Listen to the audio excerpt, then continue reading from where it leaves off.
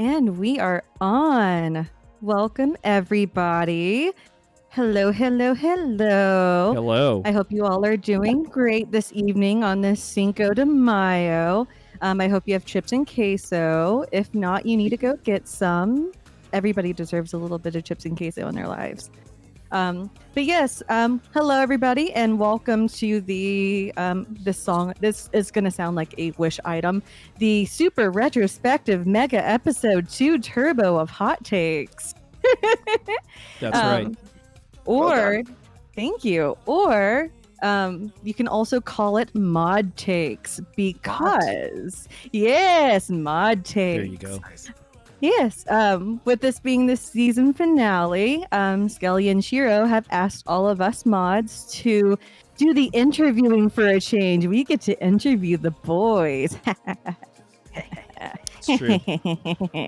But yeah, before we begin, let's go ahead and introduce ourselves.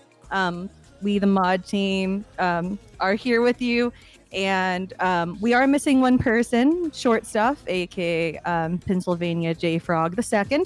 She'll be on in a bit. But for now, we have, and everybody please wave, or you don't have to, but it'd be cute if you did.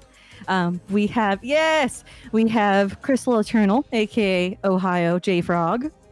We have Lux Twin Luxury Noise, aka Colorado J Frog. Yes.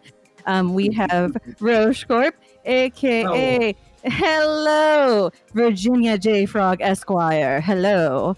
Of course, we have Quiz, the first Pennsylvania J Frog. Yes. And moi, Twin Peaks J Frog, Luxury Elite. Nice. Nice to see you all. Hell yeah. And of course, yes. Well, thank you. And real quick, quick breakdown of how this is going to go. Each one of us mods will be giving 2 music recommendations, followed by a hot take that all of us will discuss. And then after that, we will be doing the whole Q&A portion with Skelly and Isaac. And of course, a reminder, no sexism, no racism, no homophobia or transphobia, and of course, no punching down on our peers, even if some of our peers fucking suck. Let's keep it cool in the chat. Yes, let's keep it cool in the chat. Let's have a fun time. This is the last hot takes episode for a bit. Let's do this. Crystal, yeah. you are first. If you want to go ahead and do go ahead and unmute yourself, guys. Yeah. No, y'all don't have to time. unmute it. Go ahead and unmute yourselves. Bitches. Unless you're How's like it farting or going? something. How we doing? I hope I did all right. You did fantastic. Great. Thank you. Wonderful. Thanks. Cool. All All right, let's hear from Crystal Eternal. Hi guys. Hope you're having a good night tonight. I'm gonna get started with my a couple of albums I really recommend that you take a listen to. These are gonna be really left field. They're gonna be, something you might not fully expect from me, but I'm excited to share them with you. The first one I want to recommend, let me get you a link to it here. This album is called Alone with Dion. It's from an artist called Dion DiMucci. Came out in 1961, so it's a really old album. But this album from Italian-American Brooklyn native Dion came after he kind of parted from his longtime doo-wop group, the Belmonts. And he kind of went solo in like 1960, 1961. So this was his first solo album where he kind of had like a jazz ballad sort of sound to it. It features a plethora of different like covers from like crooner classics as well as like rhythm and blues classics and other compositions. There's a few originals on there as well, but I think this album does a really great job of like capturing the angst of young love and yearning. It sounds every part the year that it came out, which is 1961. It has all of the sounds of a 50s classic, but it has a noticeable hint of like 60s cocktail jazz flavor. And I think it's all complemented exceptionally by Dion's signature vocal style. It's got everything from upbeat and swingy to slow and melodic. I think it really tells a story. And Yeah, I think my favorite track from that one is the closer, which is called "Then I'll Be Tired of You." It's a love ballad, and I think it's just a great way that album closes out. Um, but yeah, I would say this album, like if you're a fan of oldies like Paul Anka, Frank Sinatra, other like 50s doo-wop, this is gonna be right up your alley. Very cool. And then secondly, we've got another album sort of in the same vein, but from a completely different time.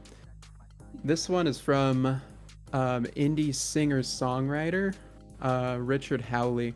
And he is, if you're not familiar, he was a guitarist in the band Pulp, and he's from Sheffield, England. He's got like this very unique sort of like psychedelic rock mixed with like orchestral pop sound. So it's really sort of an interesting sound from this next album. It's called Cole's Corner. It takes its name from a location in his hometown of Sheffield known as Cole's Corner, where a lot of like courting lovers meet. It's maybe a little surprising that the album kind of delves into more of like this heart-wrenching loneliness. So I think it's like interesting that juxtaposition of like it being named it has this namesake of this place that a lot of people come and meet for the first time, but the album is like extremely sad and extremely like melancholy, if I had to put a word to it. But yeah, I mean, if you're a fan of artists like Angelo Badalamenti, Roy Orbison, it's got that flavor of like a 50s like sort of rockabilly sound, but it also has a lot of notes of like indie psych rock from like the early 2000s. It's very 2005 of an album, but I think just like the way it builds and has like a sort of climax in the middle of the album and then comes back down. I just think it's a really like just a beautifully crafted album. It's got a little of everything, and like the last song is just an instrumental piano song called let me see. Forget what that last song is called. Anyways, it ends with this like sort of somber piano ambient song that really like sort of closes out the album and like is just a completely different step away from the rest of the album. And yeah, again, if you like Angelo Badalamenti, Roy Orbison, and you need a soundtrack for like staring out of a window when it's raining, this is like the perfect album for that. So love that. But with all that being said, my hot take for today is that I think as an electronic musician, you really owe it to yourself to listen to all sorts of other kinds of music other than just electronic. Specifically, I think you should go back in time and listen to things that existed far before you were born and just see where things started, just so you have that trail of where things led up to. Point, Expertly said. Expertly said. Absolutely. Thoroughly and a great segue almost my into the hot take. take. Wow. Nice. Yeah. True. Yeah, Chris. I mean, I think you've said many times that like the Beatles is a masterclass in songwriting. Well, it's just how I learned to write songs. Basically, was I worked my way through their catalog, and it taught me the concept of how to structure songs. Like after I did that, I was like, oh, I think I know how to write music now. Yeah.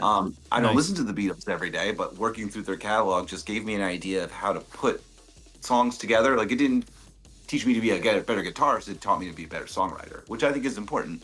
And I love the fact that Crystal was mentioning the artist Dion, the artist from the 1950s. That's a really great place to come back to in time, because particularly with that concept of young love, because we really didn't have a concept for teenagers until like the 50s and 60s. Very good that point. Exist until like a post-war economy when there was disposable income, and now there's this group of like before, back in the day, I mean, there was childhood and there was adulthood, but the adolescence years, that wasn't really a thing until the 50s came along, and the 50s and 60s came along.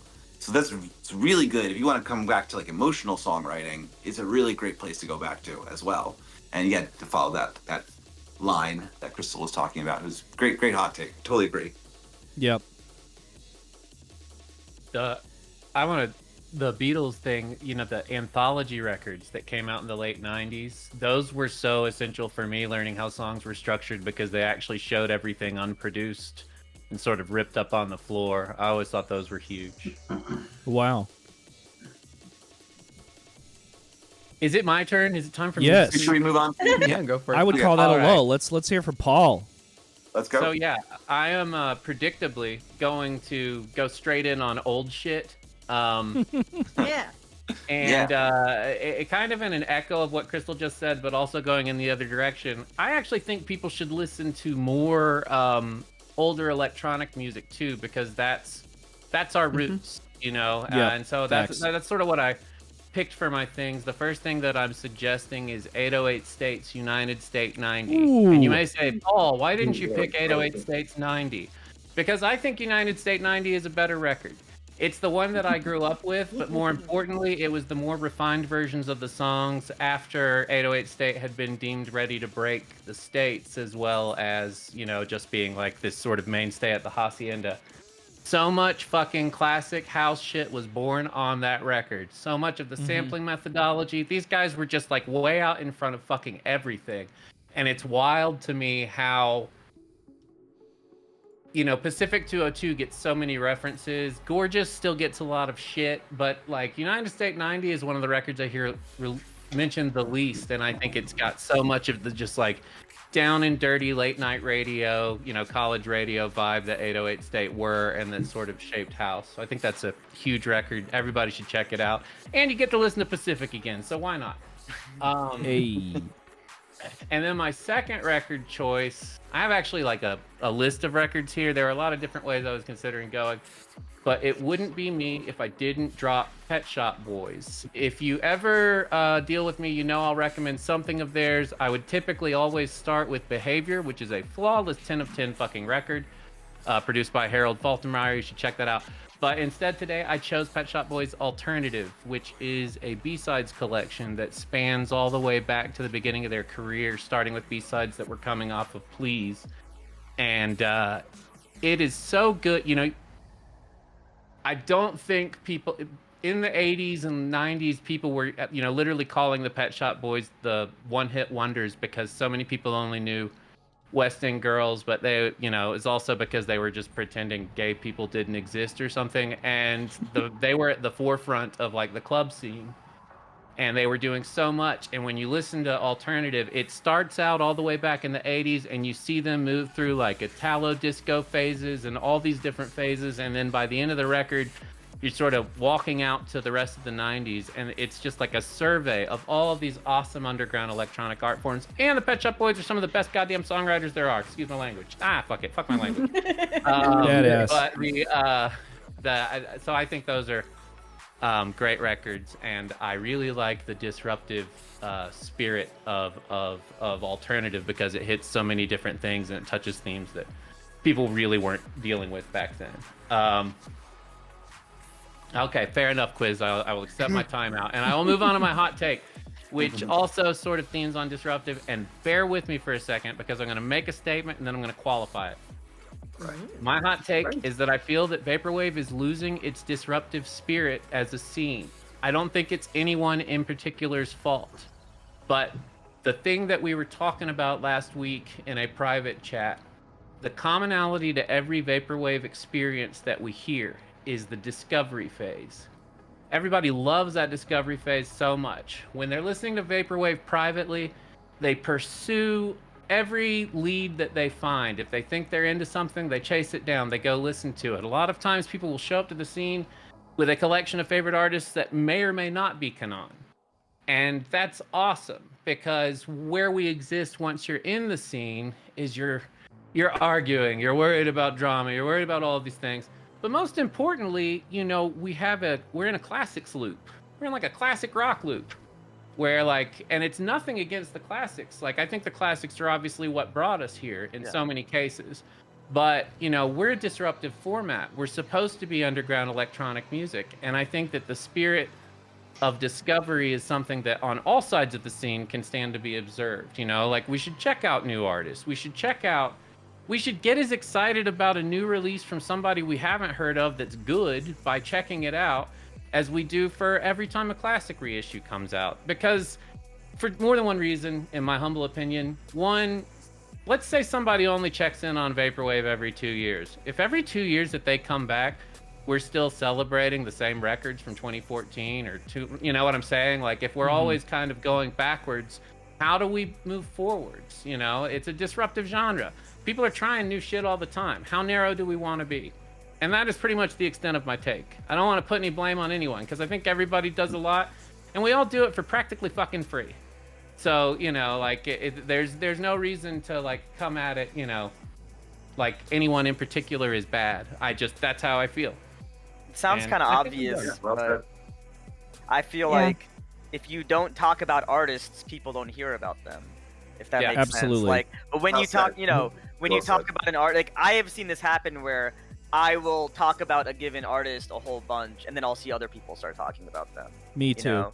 Yeah. And it's not even necessarily that I'm like making them listen to that artist or something, but the more you talk about, you know, a hot new artist that you think is really interesting, the more like Paul said, somebody else is who doesn't check in on the scene very often, you know, you got to give them something to see, you know?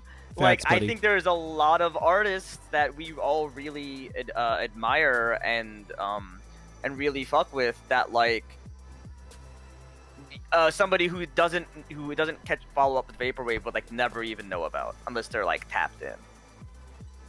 Even as somebody who is considered to be a, I guess, quote unquote, classic person in the scene, I get really admittedly overseeing nothing but classic releases because I feel like that also perpetuates the whole Vaporwave is dead bullshit. Because if that's what people are saying, then yeah, of course they're gonna think that. Like, let's stop doing the same releases by the same artists over and over and give some of these new folks a platform and a time of day for a damn moment. Like, please.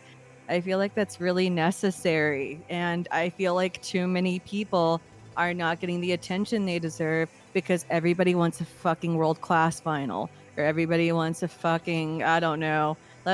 Since 2815 is getting mentioned in the chat, another 2815 vinyl. Like, I don't know. Like, it's cool to see people get appreciation for the classics, whatever, fine. But I feel like there needs to be a bigger balance of that. I wish that newer artists were getting a little bit more of the attention than me or St. Pepsi or the quote unquote classics. That's my input there.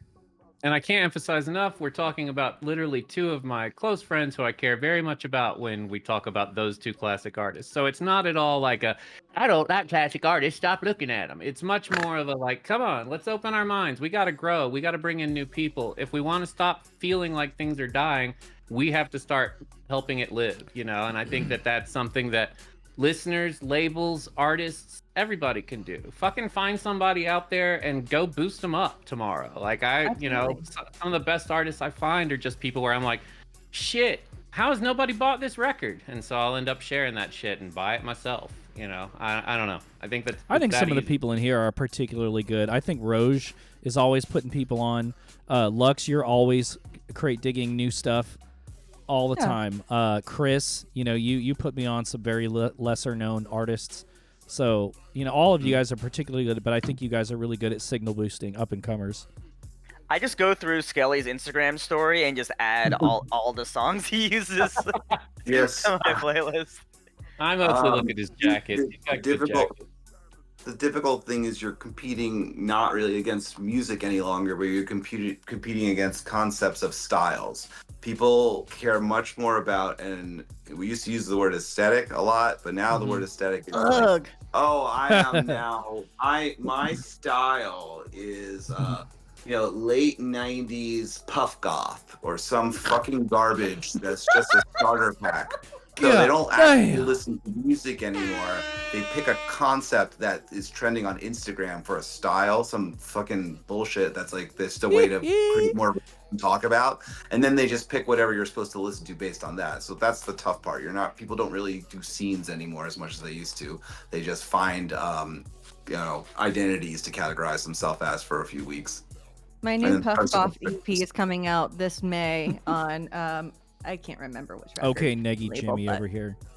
So that's the Thank tough you. thing, is that like people don't join Mad scenes baby. anymore, and they do that. Thank you, But, Jimmy Juice. You know, Kelly just Okay. destroyed the entire Puff Goth scene. Everyone in the chat is Yeah. like, I'm deleting my Puff All the Puff Goth fans here. Ableton- You just made Come on, us Tucker. a target, buddy. We're gonna find our disruption. SHIRO with Puff gets Goth. swatted by the Uh-oh. Puff Goths.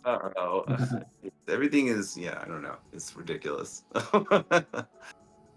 Let's hear from Roge Corp. What's up, you freaky motherfuckers in chat? I'm gonna shit. keep this fairly short and sweet. I am admittedly very bad at going in depth describing albums. But, as it gets warmer, I wanted to recommend a couple classic vaporwave albums that actually came out within the past year.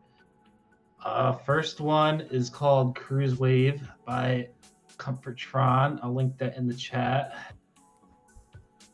It actually Comfortron. It's not on Bandcamp, sadly. So there's a YouTube link. Whoa. And, Deep. if you're a Spotify or Apple Music user, it's on there too. And a track I'm going to recommend from this one is called Wave. It uses a very nice Software Island Sunrise sample. And That is Already brave. interested. yeah, brave. That may be why it's not on Bandcamp, because Yeah. we have samples. Just came out very tail end of 2024. Stratford. I actually just found this out because Stratford randomly put it out. Oh, wow. Cassette. Oh, it's on Stratford Oh. Court? Yeah, they just Oh. kind of randomly. You know what's Put it good out. then. Yeah, it's not. True. They normally do the chill wave or the chill Yep. synth I need to type of jack shit, in. but they put a little nice Pretty little vaporwave album. And lately, I've been going through a phase of revisiting a lot of the classic vaporwave albums that got me into the scene to begin with. I saw you watching So- or listening to Telepath the other night. Hell yeah, love Telepath. That's my goat. Just kidding, I don't know him, but I love Telepath though. Same. And second album I'm gonna recommend. It's a kind of OG artist, but a newer release. I'm gonna go with VCR Classic with Fiji Nice. vibes. Ooh, yeah. Excellent Um, choice. well, Love on VCR Bandcamp- Classic. Yeah, Pop on alert. Bandcamp, it's called Fiji Babe, and then on Spotify it's called Fiji Vibes. But I don't know what it's called actually, but it's on both. I'll link it. Please do. You Solid and, artist. That's another one I've been revisiting throughout all their albums. The track I'm going to recommend off of that is Jet Airliner. I fell asleep to this album, and then I woke up in the middle of the night with this track playing. Sometimes you kind of wake up in the middle of the night, some track playing in your headphones. Yeah. It kind of hits differently. So Oh yeah. Mhm. Definitely Oh, does. For sure. And my hot take, I guess it's more so of a reminder than a hot take, but just a little reminder. Always show your friends your friends' craft some love, support, even if you barely know about it, but you love your friends. It takes 2 seconds to share to your Instagram story, Discord links. Always show some love. And as coming back to talking about sharing different artists, I'm sure a lot of people in this chat have artist friends all over the scene. Always push. Yeah, no, me neither. No. Yeah, even in chat, Frez Wave, Late Arcane in chat, go support them. Great artists. Go through Discord. All Yeah. these artists are very active and doing great stuff. And, this also goes for artists too. Like, even though you might become close friends with people, you might get used to, hearing support. Don't always forget to show your love and appreciation for your supportive friends either. And it doesn't cost True. any money at all, man. Put Yeah, people $0. on, platform Takes 2 people. If you like seconds. it, talk about it. And Just like I would Paul said. also Exactly. I would also say like a lot of artists in the scene, or a lot of like they do kind of different things. I saw that KJ said everyone listen to Ognos. I think that's like also an important message, because people know him as a photographer, but he makes music too, and his music is awesome. It's really good. Really So- we have a good track music. playing right now by Ognos. That's why. Yeah, exactly. So I just like we're thinking about, okay, that's also a good way to put someone on where he's kind of more known, I think, broadly as for his photography, but his music is also very good. And there's a lot of people like that who have multiple aliases or multiple kind of things they do, and don't let anyone be stereotyped. If you know your friends are doing multiple different kinds of work and only one of them is really getting out there, help them get the other stuff out there too. You definitely go check well out said. Ognos. Go check out his photography. Say hi to him if you see him at I2K. Ooh. Hell yeah. Hell yeah. Check out Death Romantique. Oh yes, check out my photography. That's right. I've got some really yeah, cool yeah. projects. Also, just did a really cool photo shoot for some big brands. Of cool stuff happening. Very cool. also check out Death Romantique, the album. Oh yeah, that too. Absolutely. Did you like it when I used Manhunter for that one story? I I know did. you saw that shit. Of course Except I you did. have it on Thank you. Insta as Manhunter. There's no Manhunter. H. Yeah, I don't think that I made a typo. Now I'm like, maybe I'll just leave it that way. Yeah, right. Yeah. Manhunter. Maybe it works. It's Manhunter. It's kind of It's it's Manhunter. different. He's a Roots Manhunter. manhunter. Oh my god.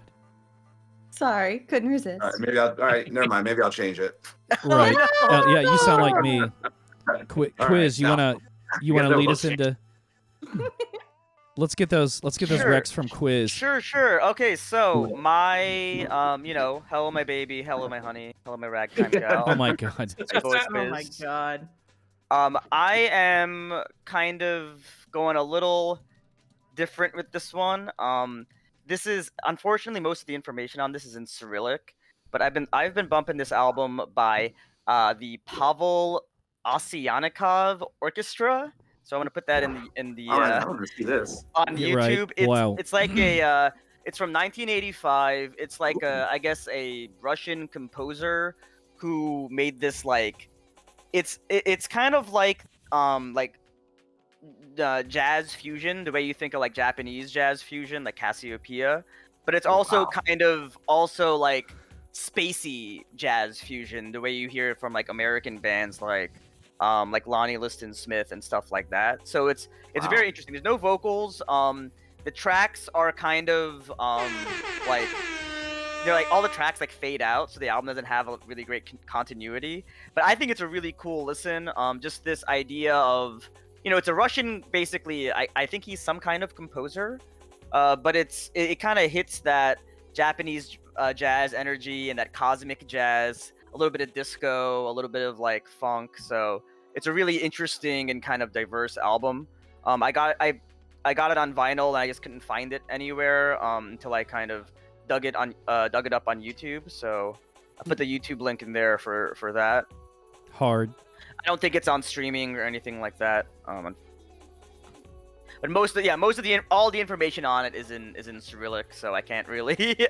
I've been trying to go to like Google Translate to translate the artist name. The name of the album translates to Star Turn. So I don't know what that means. Star Turn. But It's very log lady-ish. Right. oh yeah, that's true. It is. Yeah. Yeah. So yeah, that's the one. That's one of them. The second one, I'm gonna go a little bit sort of maybe expected here, but in my hot takes episode, I talked a lot about Yugoslavian sort of new wave, like cold wave stuff. So I am going to link a compilation of that, which just kind of came out pretty recently on Castra Records. I think is a really good label to follow if you're interested in that kind of like Eastern European, minimal,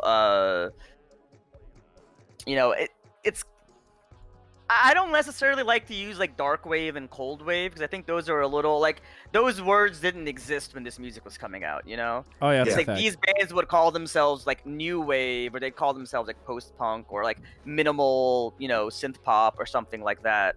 But yeah, this U Wave compilation is really cool. You can get it You've on been talking about this for a while. Yeah, Yeah, I yeah. remember the Yugoslavian. You've mentioned this to me Yeah. several times, actually. So this is a good starting point. This compilation is, like I said, it's a good place to start. I love compilations. Me I too. love that you can kind of get 10 different artists and you can kind of explore from there what interests you. If you if you check on Bandcamp, the digital album is listed as $1,000 because I think the Sure. label they're not really, I guess Okay, they don't Dream really want to Catalog. sell it. Yeah, well, you know. Is this album I played in Vapor Aid? Yes, I played some. Yeah, I played a remember couple this. songs from it. Yes. I remember this stuff. Yeah. Yeah. And And it is out out on vinyl if you want to have it on physical. It's pretty easy to get, and I do recommend that because the vinyl also comes with an like an inner insert, and the insert has like a little biographical data about all of the bands Very- that are listed. very And cool. that's really cool because I kind of mentioned that, and it actually even says it on the back of the record. Like after the collapse of Yugoslavia, like all of these bands, all these artists kind of went their separate ways, and it's actually taken like multiple years to track down all of these people to put out a Wow. compilation like this. And Pretty cool. most of the information in it is in like Serbo-Croatian language. So this is some of the only biographical information you can find about these bands that's actually in English. That's fascinating. And I also Wow. want to shout out the fact that it's curated and kind of produced by a member of one of those bands. So it's kind of like it's not like a third party capitalizing on the scene, but it's actually from the people who made that music to begin with, who are happy to have it finally out there in some way. And like I said, a lot of that stuff I don't think is on streaming, but it is on you can listen to it on Bandcamp. So did I link it in there? I did, right? You did, I think. I'll put it Yes. again. Yeah. Yep. Yeah. So G-Wave. and vinyl sounds good. I have it. It's cool. You can kind of see all y'all post-punk, new wave fans kind of see how it's a different take on it. Unlike a lot of what we think of post-punk, most of these bands were like one or two people, and it was mostly like synths and like drum machines and samples that they were using. So it's an interesting gap in what's traditionally thought of as like band music. That's kind of done in more of a sample-based direction. And of course, this is stuff from the 80s, so there's like they use a Fairlight for everything. That's not samples, stuff like that. And I agree, yeah, and I'll say that Alex has a good point that I think it's really important for reissues of like classic albums and stuff to maybe have a little bit more information about this history of that stuff, because I think that there is something really special about owning a piece of music on a physical that also kind of gives you some starting point to start exploring. I really like it because again, there's like just like a little paragraph write up for each of these bands, but it just helps you so much to kind of get into it and to understand who these people were as people, and some of them aren't around, most of them aren't making music anymore, so it's kind of a it's vapory. And the other thing kind of with my hot take is, I wish I had a good segue here, but I don't. So my hot take is I think at the current kind of political economic moment that we're in right now, where like things are going poorly economically and financially for kind of a lot of people in a lot of ways. I think it's kind of time we stop trying to approach music, whether that's vaporwave or just music in general, from like the gold rush perspective of like, I can't wait to put out my run of 300 vinyl, and you know, like that's my be all end all metric of success. Because or even just having the idea that like album physical sales are the only metric of success. As we kind of keep going into this sort of systematic dismantling of the government and, you know, the economy and shit, it's like people have less, like, the FOMO era of indie music has to fucking stop. Like, it has to stop, and I think it's embarrassing if you are still trying to, like, make the limited run of this special thing that's $80 and it's, you know, there's only we only made 10 of them, well, maybe not 10, but like we only made 50 of them, and it's, that is how, that was like the playbook for indie labels and artists to have success back in the day. Sure. And I say back in the day, like 10 years ago, like not that long ago, but it's not working anymore. Like, there's only so many subscriptions you can have.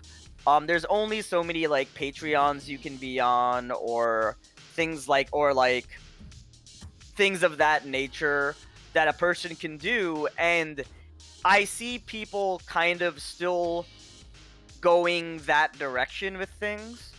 And I just, it's not gonna work. It's gonna backfire, I think. Like, if you're planning something where your sort of rationale is, we're gonna pass the cost on to the consumer, like we'll just charge a little extra more for this,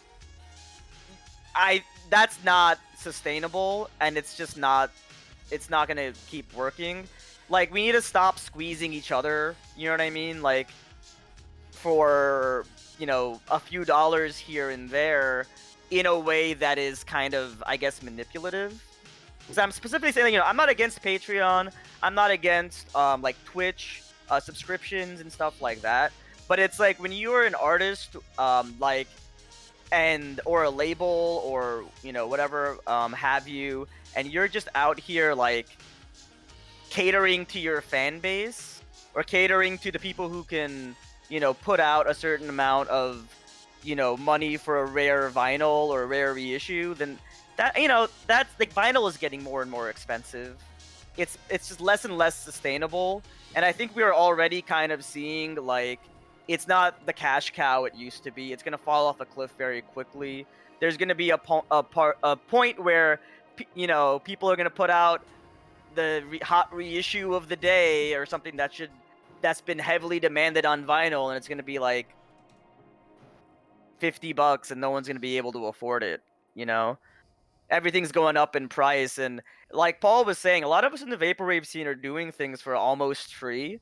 And I'm not saying that artists don't deserve to get paid for their work at all, but I actually think, obviously, if you know me, you know that I've constantly advocated for that, especially for visual artists. Oh yeah. But I just think that, like, trying to squeeze every last drop of money out of everybody, like, it sucks when, like, I didn't know this, but like, if you get like mods for certain games, it's like, oh, you have to subscribe to our Patreon to have this, to get this mod, because the mod team is now doing it through Patreon. Wow. And stuff like that. Just, I think it just sucks. Yeah, it's wild. I mean, it's just not sustainable, and it's not fair. There's a lot of knowledge and art that is being increasingly gatekept through like subscription services or FOMO, like you had to hear about it when it came out type of stuff. You know, and it's like, this is vaporwave, man. We should be able to sell $10 tapes and get our music out that way. Like, what's wrong with that? That's our culture. You know what I mean? I don't necessarily want the double, triple LP with the fancy coding and the splatter for every single album that I want to buy. Like, it's just not sustainable. And I just think, again, that's my opinion, but I think you will kind of be seeing, as the year goes on, people are just cutting back on, people will cut back on things that make them, that try to guilt them or otherwise psychologically manipulate them. I saw that Duolingo is going all in on AI, and I'm like, fuck that. I broke my Duolingo streak that day, and I have just been getting constant emails and notifications from Duolingo, like, do you not like us anymore? Wow. People who continue their streak. I really hate the fact that everything is subscription based right now. It's like you It's can't. just Oh yeah, you like, want heated seats? Well, think about like Subscribe to things that like shit. every app that you get now, whether it's like a Photoshop or I don't know, or anything like Game it's Pass. subscription based model. Like I can't just buy the hardware; I have to buy it for every year. well, I mean, like, sometimes I wonder, like, is that Yeah. objectively bad, or am I just getting old? It's bad. It's better when I you hope own that it's. something. I hope when that you it's have to keep objectively buying it bad. over and over again. Yeah, You have to I think buy it so. over and over again. No, that's squeezing. Yeah, I think If so. you keep buying the same thing constantly, you can't just own things anymore. Exactly. Yeah. Hold up, real quick, before I forget. I want to just kind of talk about the chat, because I was looking in the distance. I wasn't actually looking at the chat.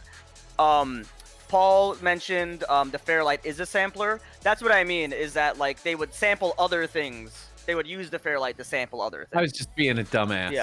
I'm just saying, but like just to be clear, I very very much agree with what Late Arcane said about stop thinking about it as transactional and start thinking about what art is and what it can do, because like when you like people fuck with like the classic Vapor stuff because it emotionally moved them. Yeah. The reason that like the Lux or Saint Pepsi, like when we talk about, we're like those are our like scapegoats. Those are the big guys now. But the reason those albums matter is not because it's hard. It's like World Class is not an iconic album because it's hard to find on tape, or because it's hard to find. It's hard to access or listen to. That's not what gives it its value. It's an emotional connection. And it's like, well, if you're leveraging that emotional connection to try to like squeeze some dollars out of people, that's kind of lame, right? Yeah. Like, like that's what we see with the bootlegger kind of attitude toward this, where it's like they don't even care if it hurts the artist in question because it's all about that, it's all about that item. Yeah. And I also highly agree with the kind of Bandcamp Friday thing. That's the best example. Because again, it's not even necessarily about money. Attention is, people's attention spans is a kind of currency. I opened up my email on Friday for Bandcamp Friday, and I had like 30 emails, and I ended up reading like 3 of them because it was just too much. Yep. It was overwhelming. And the That's thing is, facts. I don't know about anyone else, but I will like, for example, I wanted to support St. Pepsi by getting the Cash Wednesday vinyl. So I waited until Bandcamp Friday to buy that. I made a note to myself, Cash Friday. Bandcamp Friday. I'm gonna get the Cash Wednesday vinyl. I'm gonna get the J-Mac album on digital, and I'm gonna get something else. And I bought those 3 things, and I didn't even really look at my emails, because email's not a way to really communicate anymore. But the thing is, we kind of did that to ourselves because everybody thought, this is my chance to be heard. This is my chance to get my word out there. Now it's like, I wouldn't advise anybody to release on Bandcamp Friday, because it's like you're basically willingly having your release get lost in the mess, and in return you're getting 15% extra. Like, how important is that 15%? Like, are we really are we willing to just kind of low-key undermine Bandcamp as a platform on a regular basis just because that 15% is so important to us that we, you get people who are like, I don't have anything to release today, but buy my other stuff. And it's like, well, cool, now you've made it 32 emails that I have, and you're not even releasing anything. You're just hoping that you might get some of that 15%. But the thing is, it reached a critical mass now. I don't read the emails at all anymore. So now you're not getting anything. All right, let's hear from Lux. All right, let's go to let's Hard, but let's hear from Lux.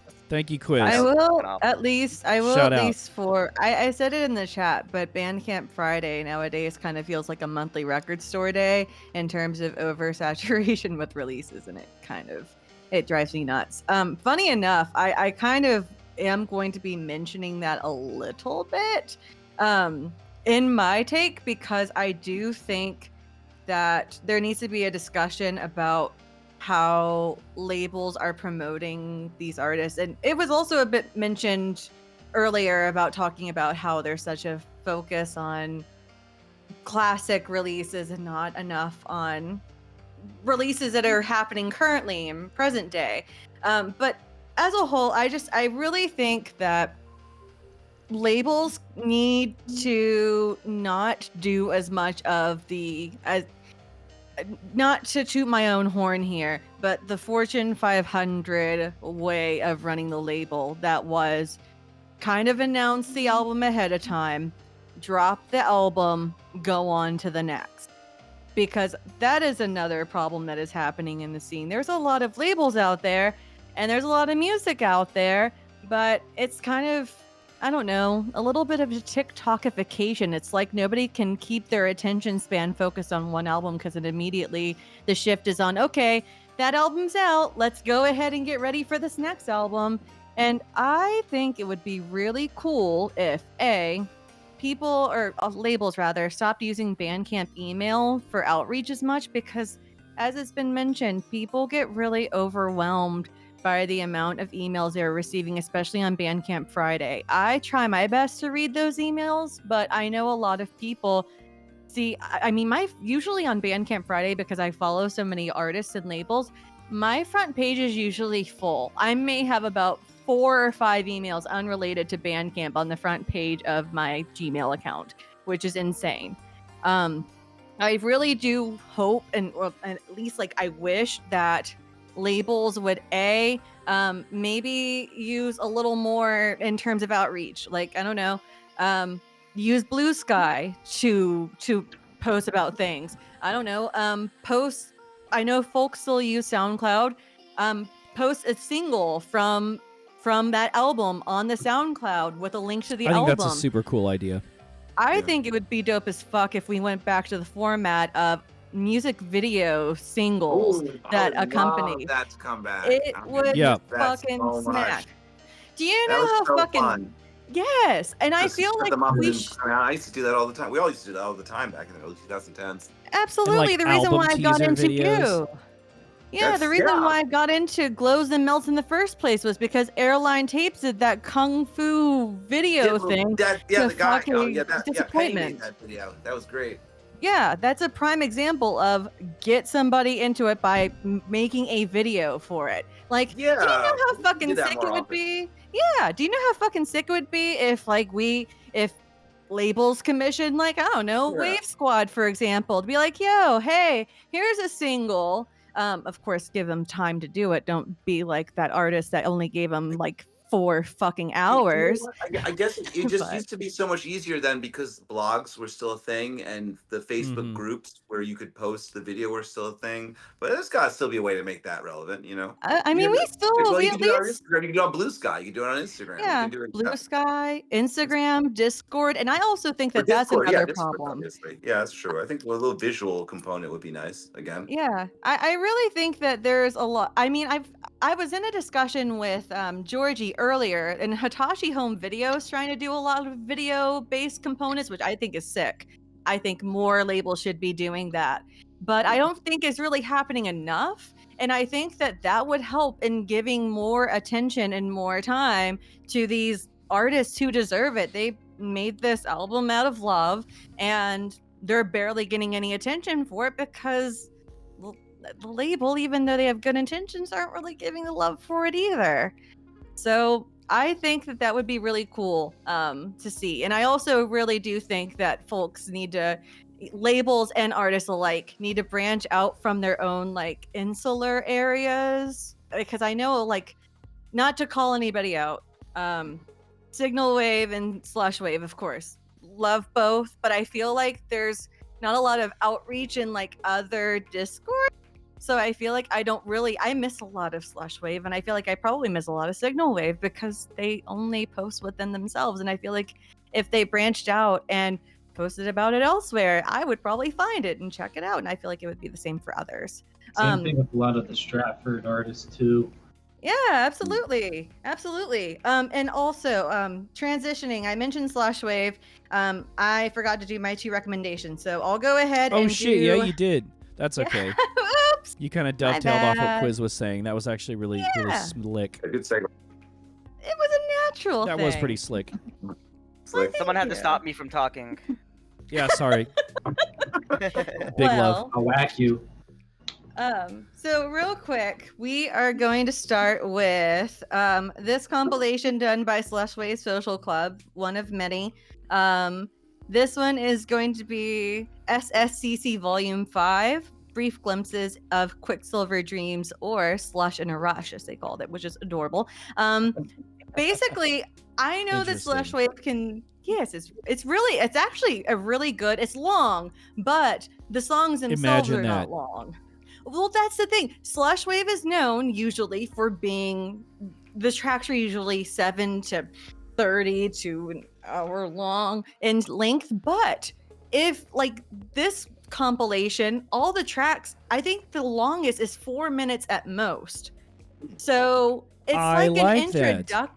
Yes, it was a challenge. I guess somebody asked about it, like, "Oh, can you all actually make a short Slushwave track?" And I guess 50 or It so wasn't artists me, I said, promise. "Watch me, bitch, watch me," and they did, and it's gorgeous. There's so many great tracks by so many great artists that are later going to get played on Neon Nights, and it's a really interesting compilation. I really highly recommend it. I don't want to pick out any particulars because I don't know, with compilations that feels weird. I don't want to be like, this is my favorite, and other people are like, well, fuck, thanks. So just listen to the entire thing. You'll enjoy it. And my second recommendation is by an artist named ZX Spectrogram, and it is an album released on a Mexico-based label called I don't know if they pronounce it like UAUH wow or I think that's just wow. It's Ooh, wow. wow, See, in like if it was written the way a Spanish speaking person would pronounce it, I think. Wow. Wow. I learned It's UAUH. Wow. That's kind of I learned Wow. kind of in cool, peu de actually. français. My bad. Wow. My bad. But this album is really interesting in that it's the sound fonts sound very like OPN circa R+7, like to a fucking T. Okay. You got my Yeah, attention. okay. I'm interested. Replica's better than R+7, hands down. Sorry, but still, the sound fonts that are used in a really interesting way. And it kind of goes into like a weird, like mesh-esque psychedelic realm in some of these songs. In a Interesting. way, it's really cool. I had a blast listening to it. My favorite track off of that was a track called E-Tal Graphics. And it just kind of reminded me of Up, the One No Tricks Point Never track off of Replica a little bit, and just how it was sampled and looped. And it was just a really creatively done album. I really enjoyed it. I laughed at a couple of parts, and I really enjoyed the sample selection. So that's my recommendations. Take it and listen to it, please. And if you don't, I'll just Yeah, that remind you in a sounds few weeks terrific. whenever these songs are played on Neon Nights. You're welcome. Okay. I'm done. And All since Minidisc.Wiki, otherwise known as Short Stuff, is not here, we will hopefully hear their recs and their take later. So now we're going to go to the conversation part of the episode, and we're going to start. Raina took a break, so we're going to start with Paul. What do you got for us, buddy? Oh shit! Questions? All right. Questions/conversation, free for all. Yeah, Yeah, let's go do. for it. All right. First off, you know what? I don't feel like we've done the thing where we grill Skelly on the Death Romantique process. All It was right. long Yeah. and it went a lot of different ways. I'd Okay. like to know things about your heart. I know that that's not starting where you guys would start, but fuck That's that. fine. We all know I each can't other answer here. that question. Let's hear about it. Oh. Yeah, I'd love to know more about how it came together and when was like the, because I know you went Yes. away with it and then you turned around. What was the breakthrough moment? Oh, okay. Death Romantique was made during a process of a very difficult breakup for me. So a lot of those songs were, it was written initially during part during my first portion of the breakup, and then we got back together, then we broke up again, and then that's when the second part was written. Do you have other questions about it? Yeah, Or well, so like, no? let's talk about your hardware, because you are a hardware Okay. synth man. What's your main synth on that record? I'll bring you guys upstairs. Hold on. Here. Ooh, you get a tour. Hold on. I saw You the have to rooftop show right the there. house. Yeah, no, basically, to use what Lux was just saying when she referred to the phrase sound font, the sound font that I took to put for that was, you can't really tell people what it feels like to, lose somebody, but maybe you can make sounds for how it feels like inside yourself. And that's what that album is basically. And it moves from the different emotions that you go through when you're going through this process. Sometimes you're hopeful, sometimes you're desperate, sometimes you're somewhat humiliated. And then, it fades into the background. It's always there. Oh, wrong. That's the photo studio. Here we go. All right. So one of the synths that was used a lot was this guy right here. This is a Pro 3. Okay. Ooh. So that did a lot of the Rad. leads. I had an SH-101, which did some of the more bubbly sounds on it. And then I threw in, for some of the more higher pitched synthesizer noises, we had the Holland D50, which is over here with the PGTC, the PGY100 controller. And this guy, of course. And a lot of the bass was done with this guy right here. Hold on. The mini lock. Oh, okay. Yeah. And then yes. Other questions? I mean, that's awesome, because usually I feel like I can recognize a lot of synths, but the record was so heavily processed that it was kind of opaque in a good way. Really? Oh, really? Yeah. I mean, in my humble opinion, I thought that it was. I agree with that. Yeah, you being a hardware guy, that means a lot. So yeah, no, the album took a while to make, mainly just because it was just emotionally difficult. But I was very happy to get it finished. I think it's some of your best work. Yeah, Thank it's you. a great record. It was worth the For wait. sure. So. But yeah, no, it's supposed to be a visceral album. It's supposed to be something you can feel. I don't think it's possible to really talk about difficult breakups. I think it's just better to, how are you supposed to put feelings into words? I guess that's what poets do. I guess that's what great songwriters do. I don't think I am able to do that, but I can definitely maybe give something more visceral. And that's what I tried to do with that album. And, it still hurts to this day, but that's okay because I have an album. Can I ask To build a follow-up? on. Oh, sorry. You ask your follow up. I'll ask mine. Oh yeah, just because it came up. You mentioned like the first half and second half of the album, so it's kind of reflects two periods. Is that reflected in like side A, side B, or is it more kind of? Good question. Actually, no. Some of the songs were written during the first, and some were written during the first, and some were written during the second part. And it's just I put it together the way that I wanted it to feel. So if I had a certain feeling and it came during that first breakup, but I felt it worked better at the end, then I put it at the end.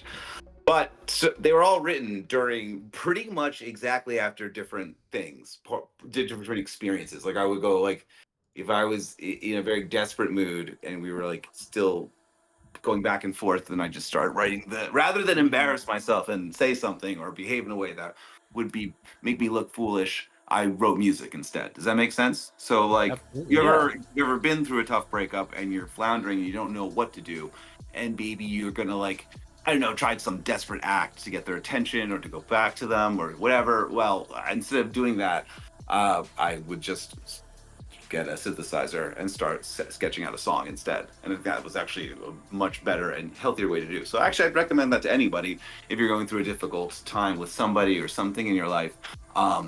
Don't act. Just reflect and make some art. And maybe that's the better thing to do. And you save yourself some dignity if you do that too. Right through That's seriously good advice. So that's what I did with that album. The whole album was written during times. Every song was written during a point where I was like, maybe it was like midnight and I was having some sort of feeling, or I wanted to reach out, or I wanted to do something that, you know, when you're in the throes of emotions, you're not thinking logically. And there are things that you'll do and you'll look back on them months later and be like, oh my God, that's humiliating. I can't believe I did that. I can't believe I said that. I'm like, clearly that was the wrong thing to do. So in the same way that sometimes, you know, it's better to, like, you're angry at someone, they tell you to write an email and put all your feelings into the email, but don't send it, right? Quiz. It's kind of a similar, the whole album is a similar concept to that. Just take all your feelings, put it into the song, but don't send it, you know? Well, except I published it. But, you know, I didn't know really, you know, so yeah. Was there conceptually a moment? Oh, shit. Lux, you had a question. I'll shut up. Go ahead. Sorry. All right, just real quick. I know that with this album, there were a couple of I don't want to say false starts. It was like there were things happening, but you were like, "Fuck it, no." Do you think that you will ever choose There's to a whole either other version of the revisit album that was or? written before there was an idea of what I was going to do with it. So there's a Wow. bunch Yeah. of songs that were written, and then like my life changed in this particular way, and I'm like, no, I need to do this. So there's like a bunch of, I don't think they're very. I could release them. I don't think they're very good. I mean, I'll put I them out. think you should. I would like to hear. You That'd be put good a lot of B-sides fucking record. work into, homie. We've been hearing about this album for years and these different concepts. I think you should give them a chance to be heard, or just revisit them and rework them in the future, even. Sure. Yes, I can do that. Yes, thank you. And the You- thing I was going to ask was just the last. Was there like what was the moment in the concept development when you knew you were done? Because I know that you sat on it for a minute. I had the love last song I wanted to write finished, and then when I guess the new album was done when the relationship was pretty much done. When I was like, okay, that's that. Wow. I have to move on, and so now I didn't think that there was going to be any more feelings to explore. For now, who knows what happens in the future?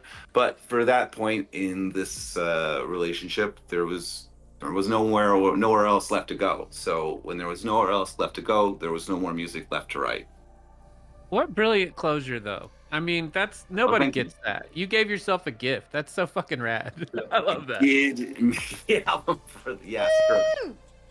Yes. True. All right. Who's Very next cool. in Backing the off question somebody's line? Yeah, who's next? I I think am it's Oh, I think it's Roge. Roche. Let's get it. All right, so this goes to both of y'all. I kind of want to dig way in the past when you both you boys were really young, still going Google Gaga, and all that. I kind of interested to know, you know, what first got you interested in starting to listen to music, and So- what was some of those artists or songs that Great question. really kicked it So- off for you? I'll You go start. first. I'll start, and then we'll have you go. In the next hour, Chris, you'll start. Of course. I actually grew up in a super restrictive, fundamentalist, evangelical household, and the only music that was ever played in my house was Christian music. But thankfully, in the 80s, there was actually, and even the 90s, there was some pretty damn good Christian music. You know, there was Amy Grant, Michael W. Smith, Rich Mullins, and a handful of people who were actually pretty damn good at writing pop songs that just had, you know, a bunch of Jesuses in them. So, you know, my parents were really into that, and I just remember being really moved. Yeah, I definitely heard Jesus Freak, Zartet. Matter of fact, Lux and I were actually at a local like thrift shop Market. / consignment market, and if we saw some DC Talk tapes there today, but they were from 80s DC Talk, like pre Jesus Freak fame. But yeah, that was all I was allowed to listen to, and you know, I just found, I remember like music always really affected me really strongly, and you know, despite how Western men are socialized, I was a very emotional child. My mom and dad had a music box that was made, I think, to commemorate their wedding. And I just remember the song. I don't even know what it was. It's probably some like kitschy little song, but like it was so poignant to me. The little music box plinking sounds was just so poignant to me that it would make me cry as a little goo goo gaga like little toddler. Couldn't tell you why. It just moved me. And then I would hear songs that my parents would listen to, particular songs by like Christian artists that were moving to me. I found the diamonds in the rough. And then, of course, as a teenager, it's funny that Zartet mentioned Norma Jean. I discovered Tooth and Nail Records. I don't want to give my whole musical history, but like I hope I answered your question. I just found a way to find the really like intentionally like moving music, even if it was like pop music. Like if it was intended to like elicit a reaction, I found it, and it affected me, and like that was important to me. Do you know what I mean? So that's why like I'm so damn picky about music, because like if it doesn't, I'm chasing the dragon, man. If that little music box that my parents had, if what you're playing isn't gonna like hit me like that, like your music's for somebody else, man. Interesting. I hope that answers your question. Yeah, definitely. Oh yeah. I'm gonna have to tell them that at some point. Oh yeah. Do it.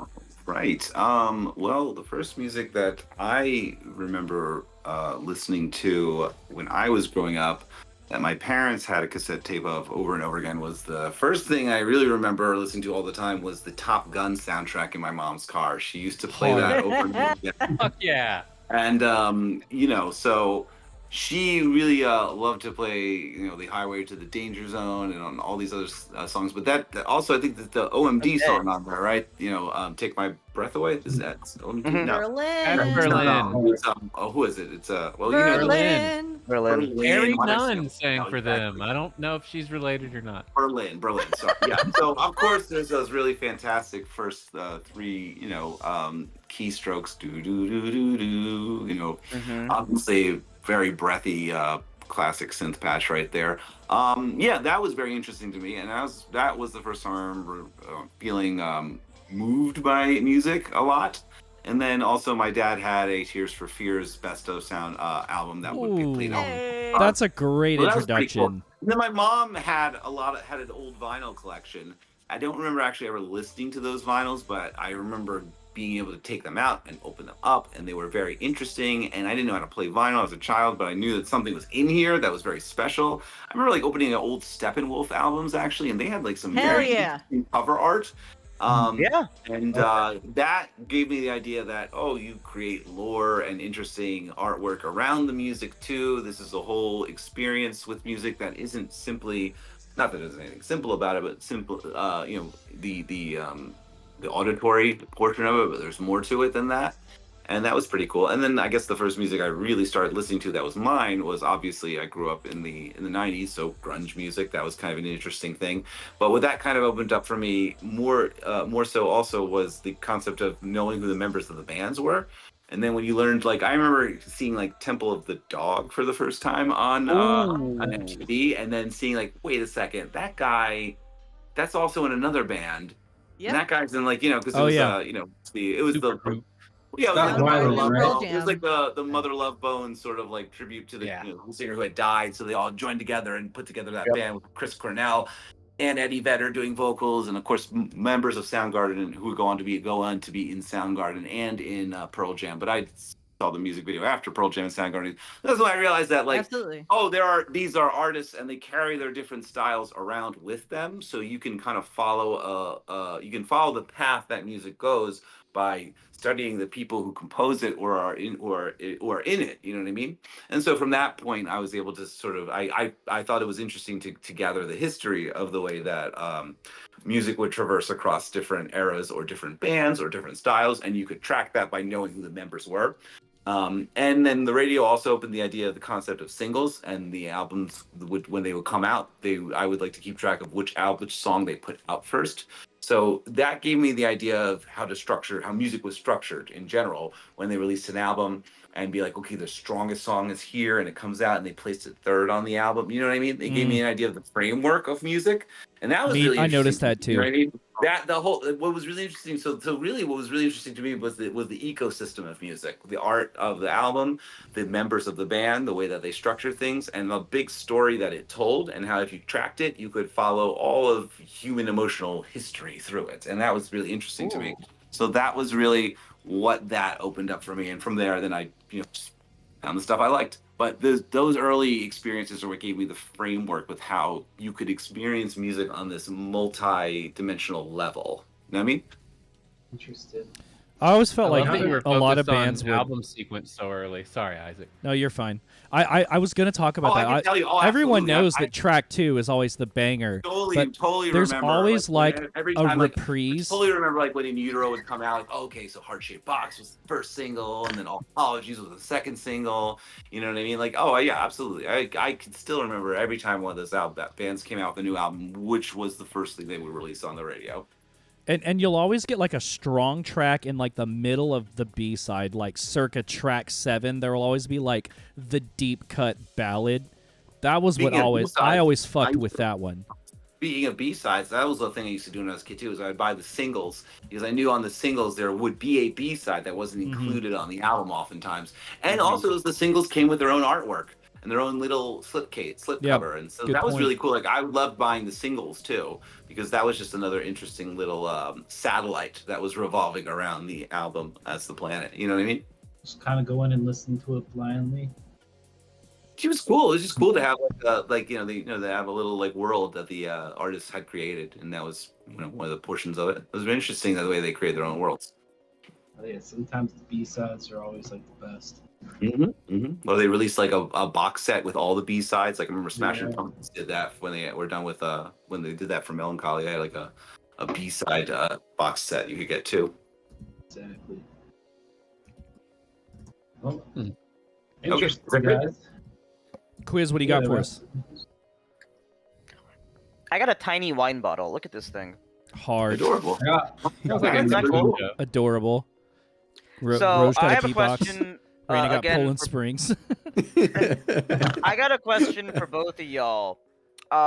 What is a kind of art that you feel like is a struggle for other people to take seriously, and where did you land with trying to argue in favor of it? God, that's a good question. Damn. I'm trying to think of like good art. Well, I'm trying to say, for example, like Isaac, like you like to play video games. Do you like JRPGs? Do you have to deal with people who are like, oh, that's those kind of games? Are dude, there's people for every art form. There's naysayers for every art form. Oh, we got Tiff. Welcome. You made it. All right. We might take a quick break and get her takes and her Rex and a take after this. After me and Chris answer, if that's copacetic. But anyways, I'm always finding myself on the fringe of like strange micro genres that kind of develop that are vapor adjacent. And I think I find myself, and this is not like a dig at anybody or like a suggestion of any change that should be necessarily made, but just an observation. Excuse me, as someone who's eternally trying to put people on, but not trying to be too pushy about it, I find myself having to regularly try to like introduce vapor adjacent genres to other to vaporwave fans. Like I've been trying to put people on lo-fi house for years, and then Cult Member shows up, and everyone loves Cult Member, and for good reason, because Cult Member is fantastic, but like nobody was listening to me when I was talking about Baltra and DJ Seinfeld and Ross from Friends, and I'm like, guys, like they've been making music in this pastiche for a really long time, and it's terrific, and that type of art form doesn't need anyone. It doesn't need any white knight. Like, it's terrific music, and there's just so many like genres that are just barely adjacent. Like deconstructed club music, people are always like, that's just industrial music, or like, what even is it? You know what I mean? And I'm just like, you need to listen to these like really off-putting songs, and like, I don't know that I'm necessarily answering your question in a really astute or eloquent way, but like I just find myself regularly having to be like, there's this weird ambient subgenre of music that's experimental that I've been showing Chris lately, and apparently Lyite, or however you pronounce his name, calls it Gulch ambient. Oh, is that what he calls it? That's what he calls it, and I'm just like, I love it. And I don't know, like, I feel like it's great. I never try to put people on stuff that I think is bad. Like, I'm not going to slip a Parav Stellar track into my latest mix, you know? Anyways, I'm ranting at this point. Gulch Ambient, check it out. What do you think, Chris? I'm thinking about how to answer that. A few different ways I can answer it. Okay, so let me think about like an art form. Well, I guess when I was younger, my favorite type of music was like, I guess we call it scrams nowadays, right? So when in the 90s, I was really into that, and that would be difficult to explain to people why I liked it, but I just tried to say that sometimes you can't really describe it. You kind of just have to go on the emotional explanation for these things when you have to explain it to people and to why you like it or what is valuable about it. If they can't, if they're gonna not their thing and they just hear noise or whatever, you can just say, well, I just tried to explain to them the cathartic relevance of it, and that this was like, I would say like, oh, this is like a very pure undistilled emotion, and it's you kind of experience it rather than like traditionally listen to it. So I guess that's how I would try to describe it to them, with that sort of thing. And then I would obviously use the art that's associated with it too, to say that this further fleshes out the concept that they're trying to express in this type of music.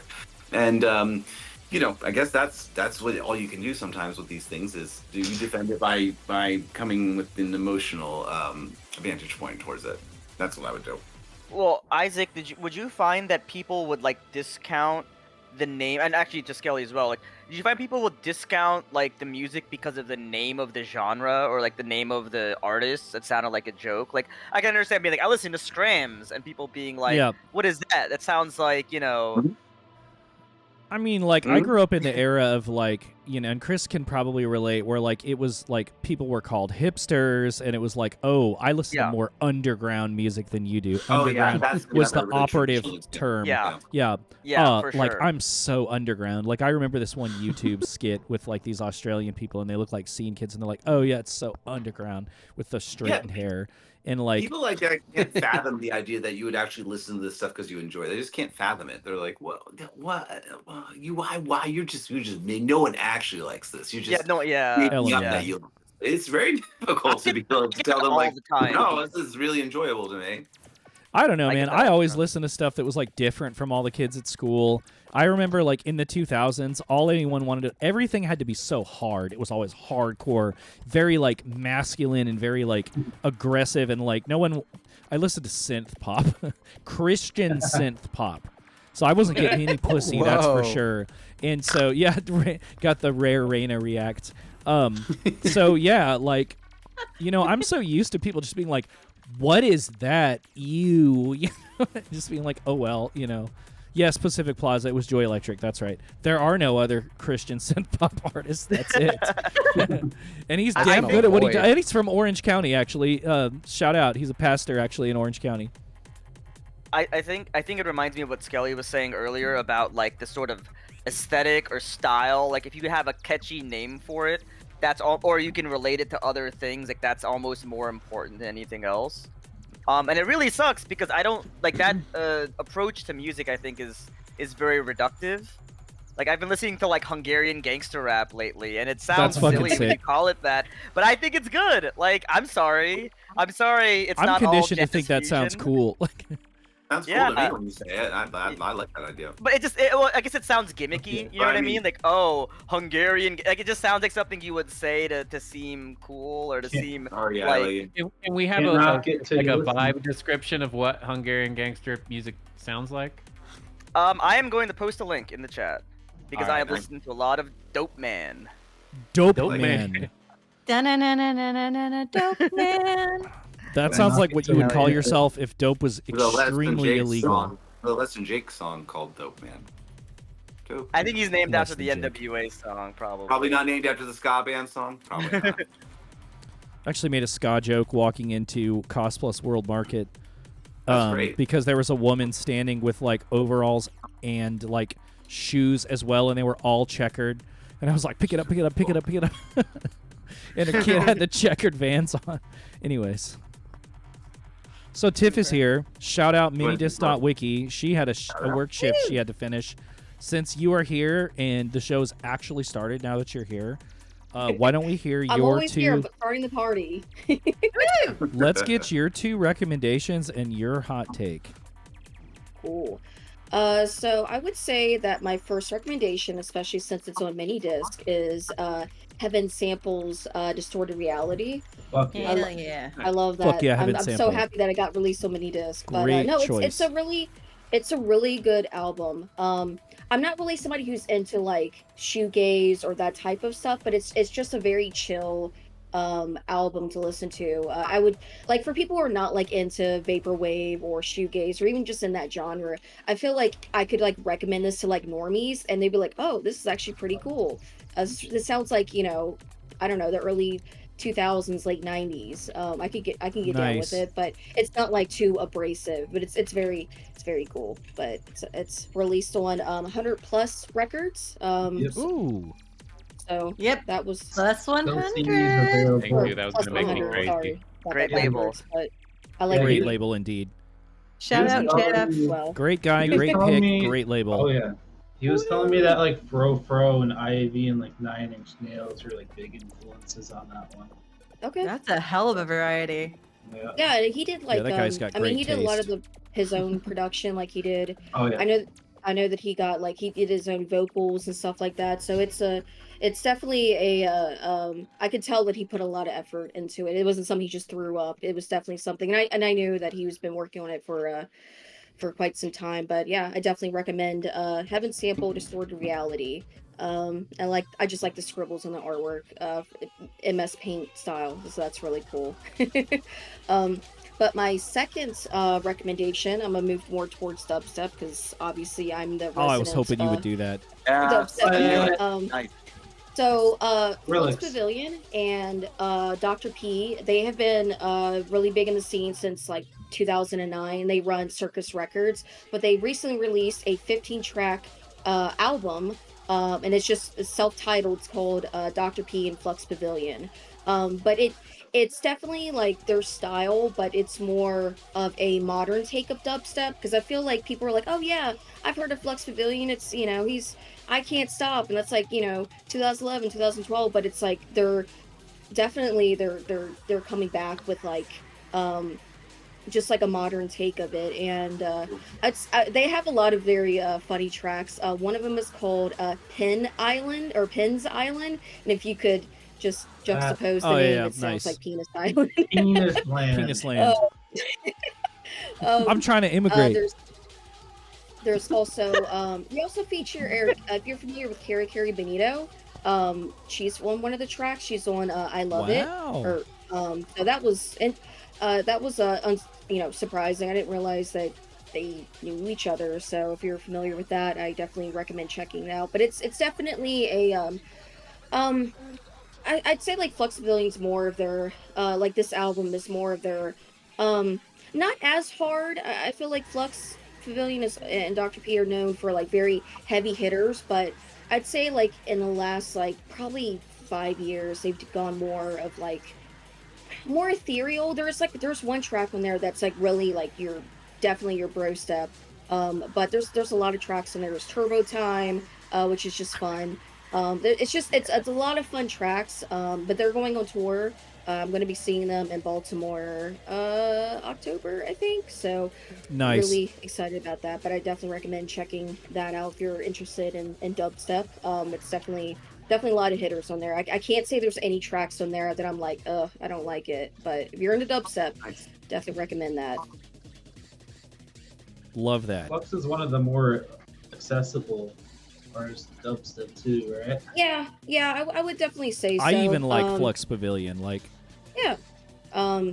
Dr. P, I mean, he's more I wouldn't say like he's definitely been in the scene as long as Flux, but I feel like people kind of sleep on him. He's not as in the forefront, but he's definitely got some heavy hitters as well. I saw him last year in Pittsburgh, but he's very good.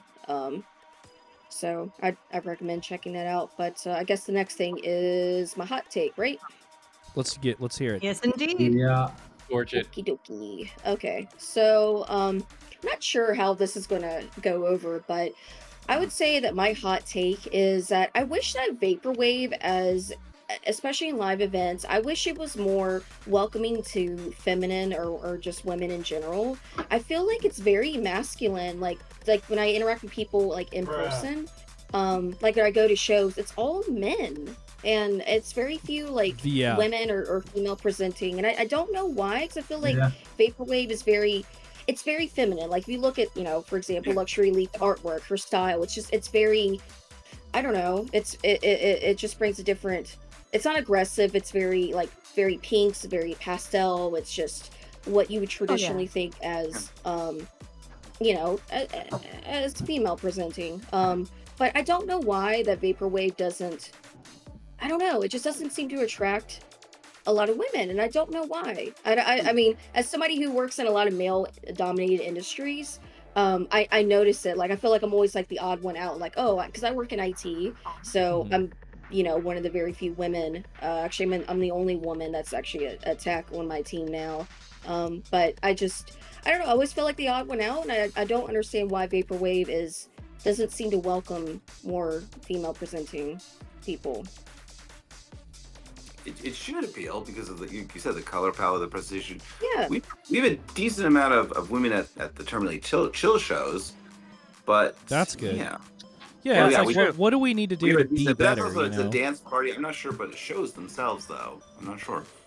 I don't know. Like I remember having a conversation with Frank Japsy about it. Like a lot of his shows, he's saying that lately he's been noticing a lot of women are more interested in like going to his live events. But I don't know if it's if women are more passive, like listening to it online versus going to shows. I'm mainly basing this on like my IRL interactions.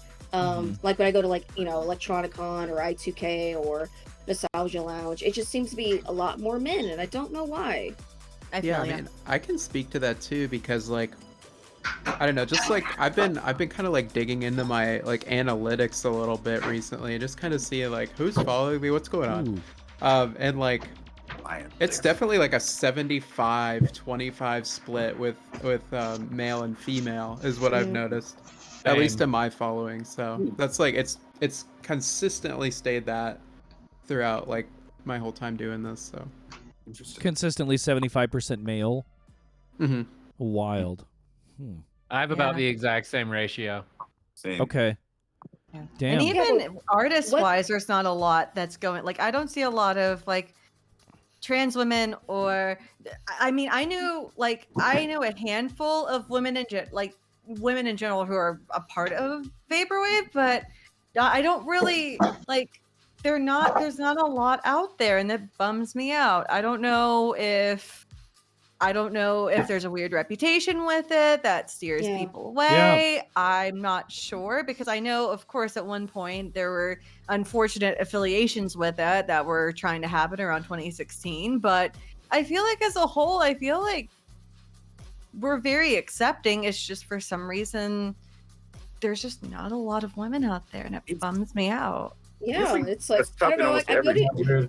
I go to shows and it's like I'm just surrounded by a bunch of guys, and it's like I'm used to that. I grew up with a brother, and I feel like I don't know. I naturally gravitate towards male dominated industries. I mean, like if I look at the Minidisc.Wiki, like just our Discord, or just who are people I interact in general, it's always men, and I don't know. I feel like Minidisc or just technology in general. I don't know. It's just a very weird dichotomy, because like I look at Vaporwave and I see how the genre is, but then I also look at dubstep, because those are my two favorite like genres. Yeah, it's 50-50, like with women and men at live shows, at dubstep shows, and you would think that dubstep is very aggressive and not a lot of women would be there, but it's the complete opposite. It's very mixed. It's very, I mean, I can't say there's more men than women. It's very close to 50-50, if not right on. When you're in more dance party situations, the ratio becomes better.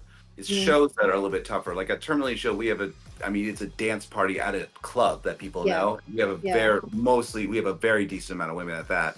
But if I was going to do it as a show, I might not have that same ratio anymore. Yeah. Well, why is that? Like, why? I don't know. Is it our fault? Like, can we do some things to make it more? Shows are a little equitable. bit tougher than dance parties to, I guess, sell to people as inclusive. I don't know. I know at a dance party, or you market something as dancing oriented, you're gonna get a better mix. than you will at just a straight up show. I'd that it agree does with that foster too. Dance parties, still Yeah. you're gonna get, and it's also a more popular genre. You're just gonna reach more people in general. Facts. But yeah, there should be more that can be done for I specific know. shows. Well, Yeah. and to be fair, like the Barbary is owned by a woman. You know, they have a lot of, you know, diverse Well, the manager DJs is a that woman. play. The trans woman is a general manager. Yes, The manager, yeah. And it's like, so I think that counts too, because She's people wonderful. know that space is safe for them. Whereas That's a like really a good punk point. show, The people in Yeah. charge are people that's that run by a bunch of like sweaty, stinky guys is not necessarily, you know, a place that's synonymous with the safety of and well-being of women. And I want to say women. I don't include like, you know, femme presenting people and trans people in this as well. Like absolutely. those are the Okay. people who are making the calculus as to who's the DJ, who owns this place, you know, what are these things I have to be aware of for my safety. Whereas, you know, it's easier for like a cis men and like cis, you know, men in general to like go to like the stink house on 50th Street or whatever. I Real love shit. the Yeah, stink my house. favorite To venue. worry about like getting groped at the show or whatever as much, you know? And that's Let's why see it's more important artists, to too, in have the scene. More trans and femme artists in the scene. Yeah. Yeah. like it's important to have people running the shows, you know, who are you know, making the spaces. Yeah, people you that are know, in a position of safer. power need to be Yeah. represented. Yeah, Damn. what I mean, Food for what can we thought. do to like make more women welcome? Because I don't know, I hate being the only woman there, and I'm just like, oh, I'm just with the guys, I That guess. must be you really know? damn weird. Yeah. It is. It's I don't know. I can't really relate to how women or like how men are if they I mean like what would a guy, a cis guy or you know, Probably a lot of us have never been in that man. situation. Yeah. It's just, Yeah. Vaporwave just needs to be more popular so it can reach more people, I guess. Because you're right, like the aesthetic, everything is welcoming. The aesthetics, Yeah. everything should appeal. It's just, yeah. I don't know if it's popular enough to Vaporwave reach ladies enough. night. I don't know if it's Zartet, popular nice. enough. No, like Maybe, I told I you, like, don't know. like, the reason I think we have a better representation at my party is just because it's a dance party. It's at a club. It's more well known, so more people are going to it without knowing what it is. And then they go to it, they like it, they keep going back. They see the presentation of everything. Like they, you know, a lot of people, Turn Really Chill's first experience with Vaporwave is at that party. That's and cool. then going to it. I mean, That's important. Quiz, you know, you can attest to this. I am one such person. Yeah, and I pretty Hell much yeah. go so to we have a Ticho with like 3 or 4 of my female friends because they like to Yeah, go we to have the a club lot of females in but a group. It's a you know? different setting and circumstances, and it's just hard when it's a show and people don't know what it is. I don't know. You have to make it more popular because we would love this to make this more people, more representation for that. Yeah, It's and I not kind of popular agree. in- I kind of agree with what Zartet is saying. Like he's saying, you know, like Skelly's right on the nose with this, like making it more dance oriented. Even like billing it as like dance party or rave, something like that.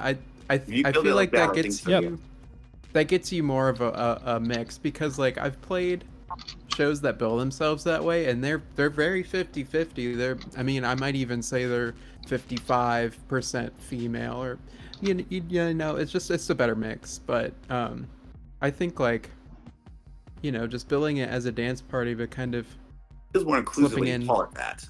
Yeah. Yeah, Calling you it a would know show, too like, because So you've you're been getting saying some it's the billing. branding. The branding is not.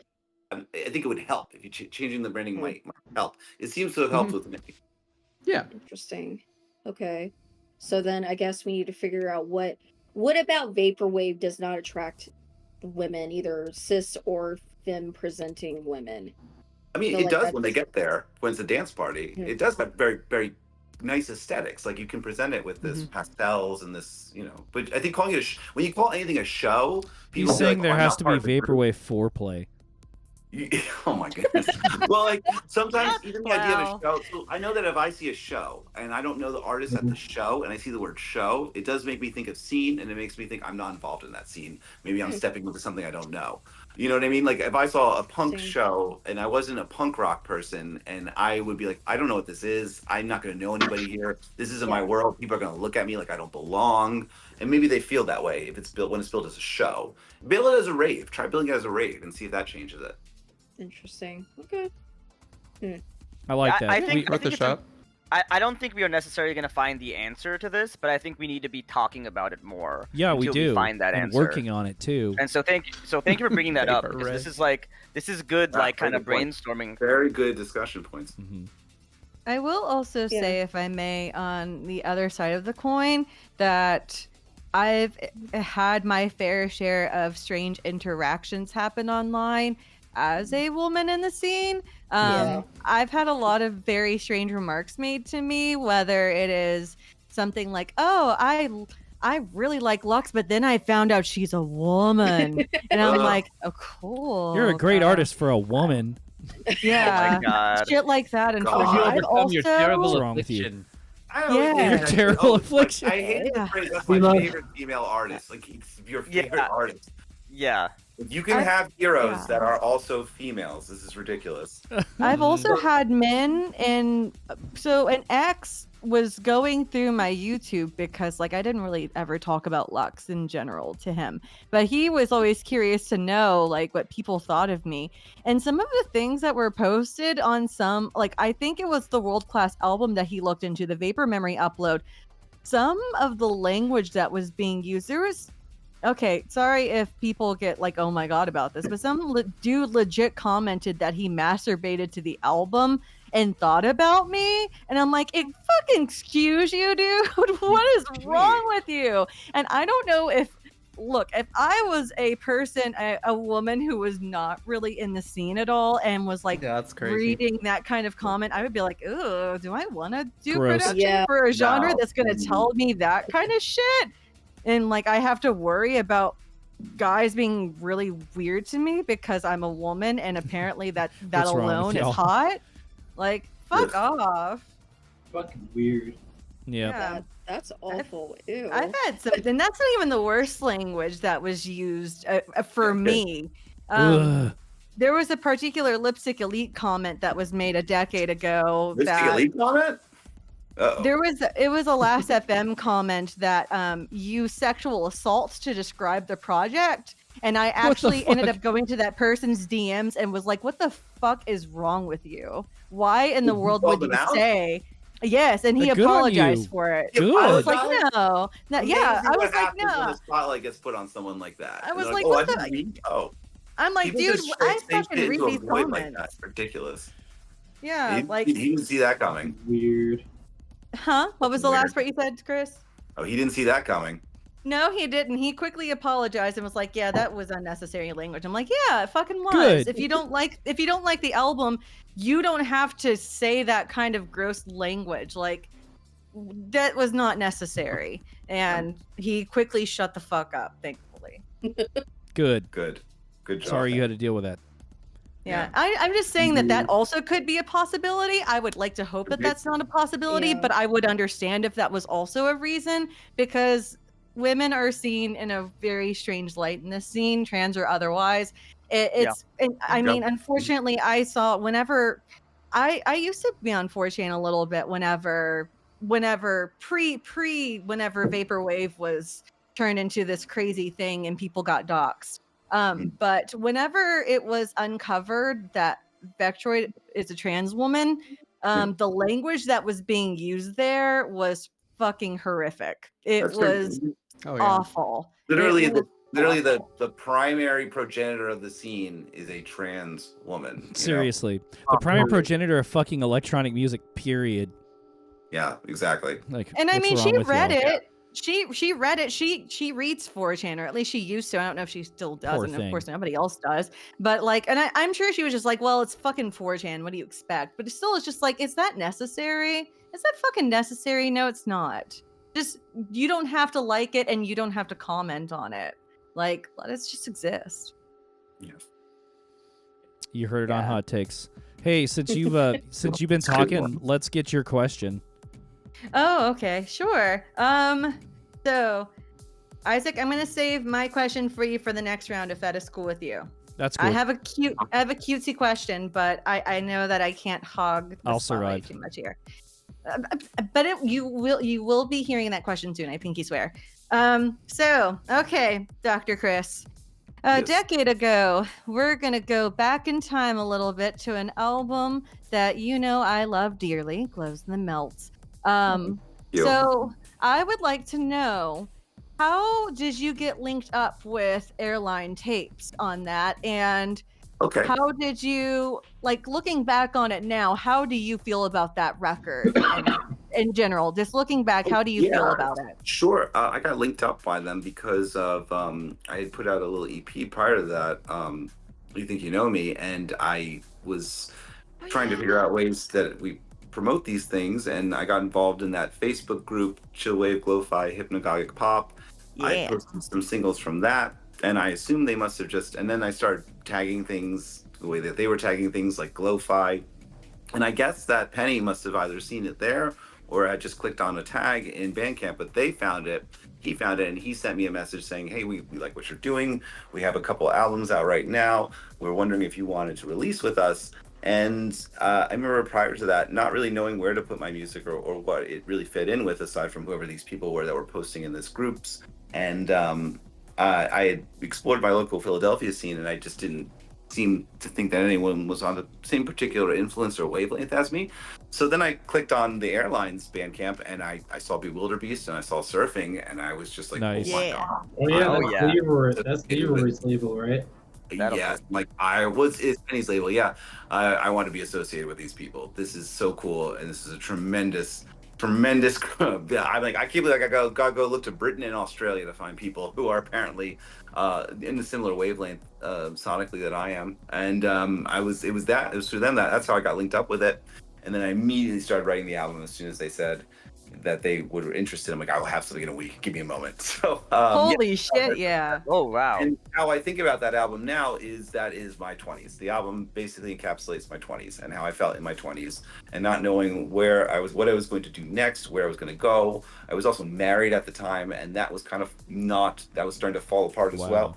So that album is how I felt during that time period, and I look back on it very fondly. I think it's a cool little album, and I'm very proud of it. And I look back on it very fondly, and it represents that decade of my life, basically. Yeah, basically all the songs on that are just some sort of feeling of anxiety or loss or confusion. Disappointment. Yes, disappointment. That's the theme of like the way you think your life is going to go, and then you start hitting your late 20s. You're like, this is not panning out the way I thought it might, and I don't know what's going to happen next, and maybe every direction I thought I should take isn't really fulfilling. And where do I go from here? And that's kind of what that album is. And you're right, disappointment is the amuse bouche for that to signal the flavors to come. The what? Thank you. Yes, thank you. Yeah, and then I met you because I released that album, and I'm so happy. I met so many other people through releasing that and getting linked up with Penny and everybody. Hell yeah. Shout out Chillwave Glowfi Hypnagogic Pop for sure. That was a great Facebook page that exposed me to a lot of artists I don't think I would have found otherwise, including yourself and including Surfing, because I think through you, that was how I found Deep Fantasy, because I clicked on Airline Tapes and I was like, what's the rest of what else is on this? I've never heard of this. That was the other thing too. I saw that the layouts for their album artwork, and I was like, wow, this is a different level. This is a different level now of this is fancy. It's very fancy. It was just a lot of care that was put into the representation of the music with them, and then that seemed to be what everybody that they were associated with were doing too in the other labels and the other artists. And it was really cool to see that, and then people exchanging ideas back and forth through the internet. And that was the first time I'd really had any experience with that. In the early 2010s, was friending people from who knows where, but they were another person to learn something from and to experience something with. It was beautiful. Still is. Love it. Hell yeah, I miss those days. Same. All right, I think we need to let Crystal ask her first question. It's Oh wait, Short no, Stuff's it's turn. Tips. I'm It's Tips' sorry, turn, I'm a and then dick. Raina. I'm a fucking dick. I'm so sorry. No, you're cool. It's all good. Crystal was busy throwing up. Let's see. See, what question do I want to ask? You know what? Let's get a hot one. What is the worst show you've ever attended? Oh, holy shit. Let's go. That's a hard one because like about there's that. shows that I went to that I didn't really want to go to, like going to see Mhm. Third Day in high school. Shout out to I2K. anyone who knows about Third Day, the Christian band. I saw some disappointing shows. Like I saw Mogwai, and Mogwai was very disappointing. Their opener, Fuck Buttons, was way better. Which Oh, wow. half of Fuck Buttons became Blank Mass, which Chris and I are huge fucking fans of. Yeah. Worst show, man. I've just seen people like not give a shit on stage. Mhm. You know, and just people who had like bad audio. Or I've just been So like is it like the vibe that does it for you? Is it God the, damn, is that's it the hard. Music? Like It's like so what makes it bad for you? Is it just like your own mental state? Maybe you're just having an off day and you're like, I don't It's really wanna probably be here. half I'm just me out and here. half them. I mean, like, look, I'm a huge Broken Social Scene fan. I saw Broken Social Scene like during the tour of their self-titled album with Do Make Say Think opening at Stubbs outside in Austin, and it was amazing. It's one of the best shows I've ever been to. Then I saw them play again in like 13, you know, and it was just like, will you guys please stop playing? Like 2 hours is way too long for any band to play. Encore? Oh no! How many more songs are you gonna play? But like, that's not the worst show I've ever been to. Fuck, I don't know. Now, has La there been Dispute anybody that sucked you pretty left, bad. Like, I'm sorry, I didn't mean to interrupt you. No, but you're fine. is La there Dispute anybody sucks. Is there anybody that you went for the headliner, but you're like, I just can't. I'm so tired. Either I'm so tired, or I'm just like, I'm not feeling it. That you left before the headliner. Well, so usually I go for the opener, and I'll shut up, Chris. I promise. I find myself but like I saw Holy Other open for Amon Tobin, and seeing Holy Chris. If you never saw Holy Other, it was Fucking amazing. bad. Well, they were only around for So so long. jealous. Holy They Other were was barely ever amazing. I around. left would right love after it. Holy Other. They were I'm like, only around I'm for good. Like a year, right? Yep. I saw Comtrue's open for Emancipator, and I was like, I'm good. I'll go. I saw Comtrue's open for Neon Indian. I know, sacrilege. Okay. I talked to Comtrue's after his set and completely missed Neon Indian. But those were all good Worth shows, I'm it. sure. Why don't we hear from Comtrue's you, rule. Chris? Well, mine is basically, and it's not because it was a bad performance. It's just because the artist left early. I saw several years ago. I saw Cat Power play at like an acoustic set over in Philadelphia. I think it was at the Rotunda. This was a long time ago, over 15 years ago, and Chan Marshall was fantastic. She was amazing to see live, particularly doing an acoustic set. The only reason it became a bad show is because she, I guess, had like a bit of a minor breakdown and just stopped playing after songs and left. Whoa. So that only Yikes. reason it was a bad show was because I wanted more, and then I Yeah. never saw Cat Power again after that. And so it was a bad Well, show, that's not because it was. interesting. Yeah, it was bad just because like, oh no, it's over now, and she only played 4 songs, so that's Yeah. what the bad show for me was. I guess the like, oh, I wanted more. Why did they have a breakdown? He was a It hometown was for just us. like She used to do that. I don't know. She just stopped playing, took her guitar, put it away, walked out.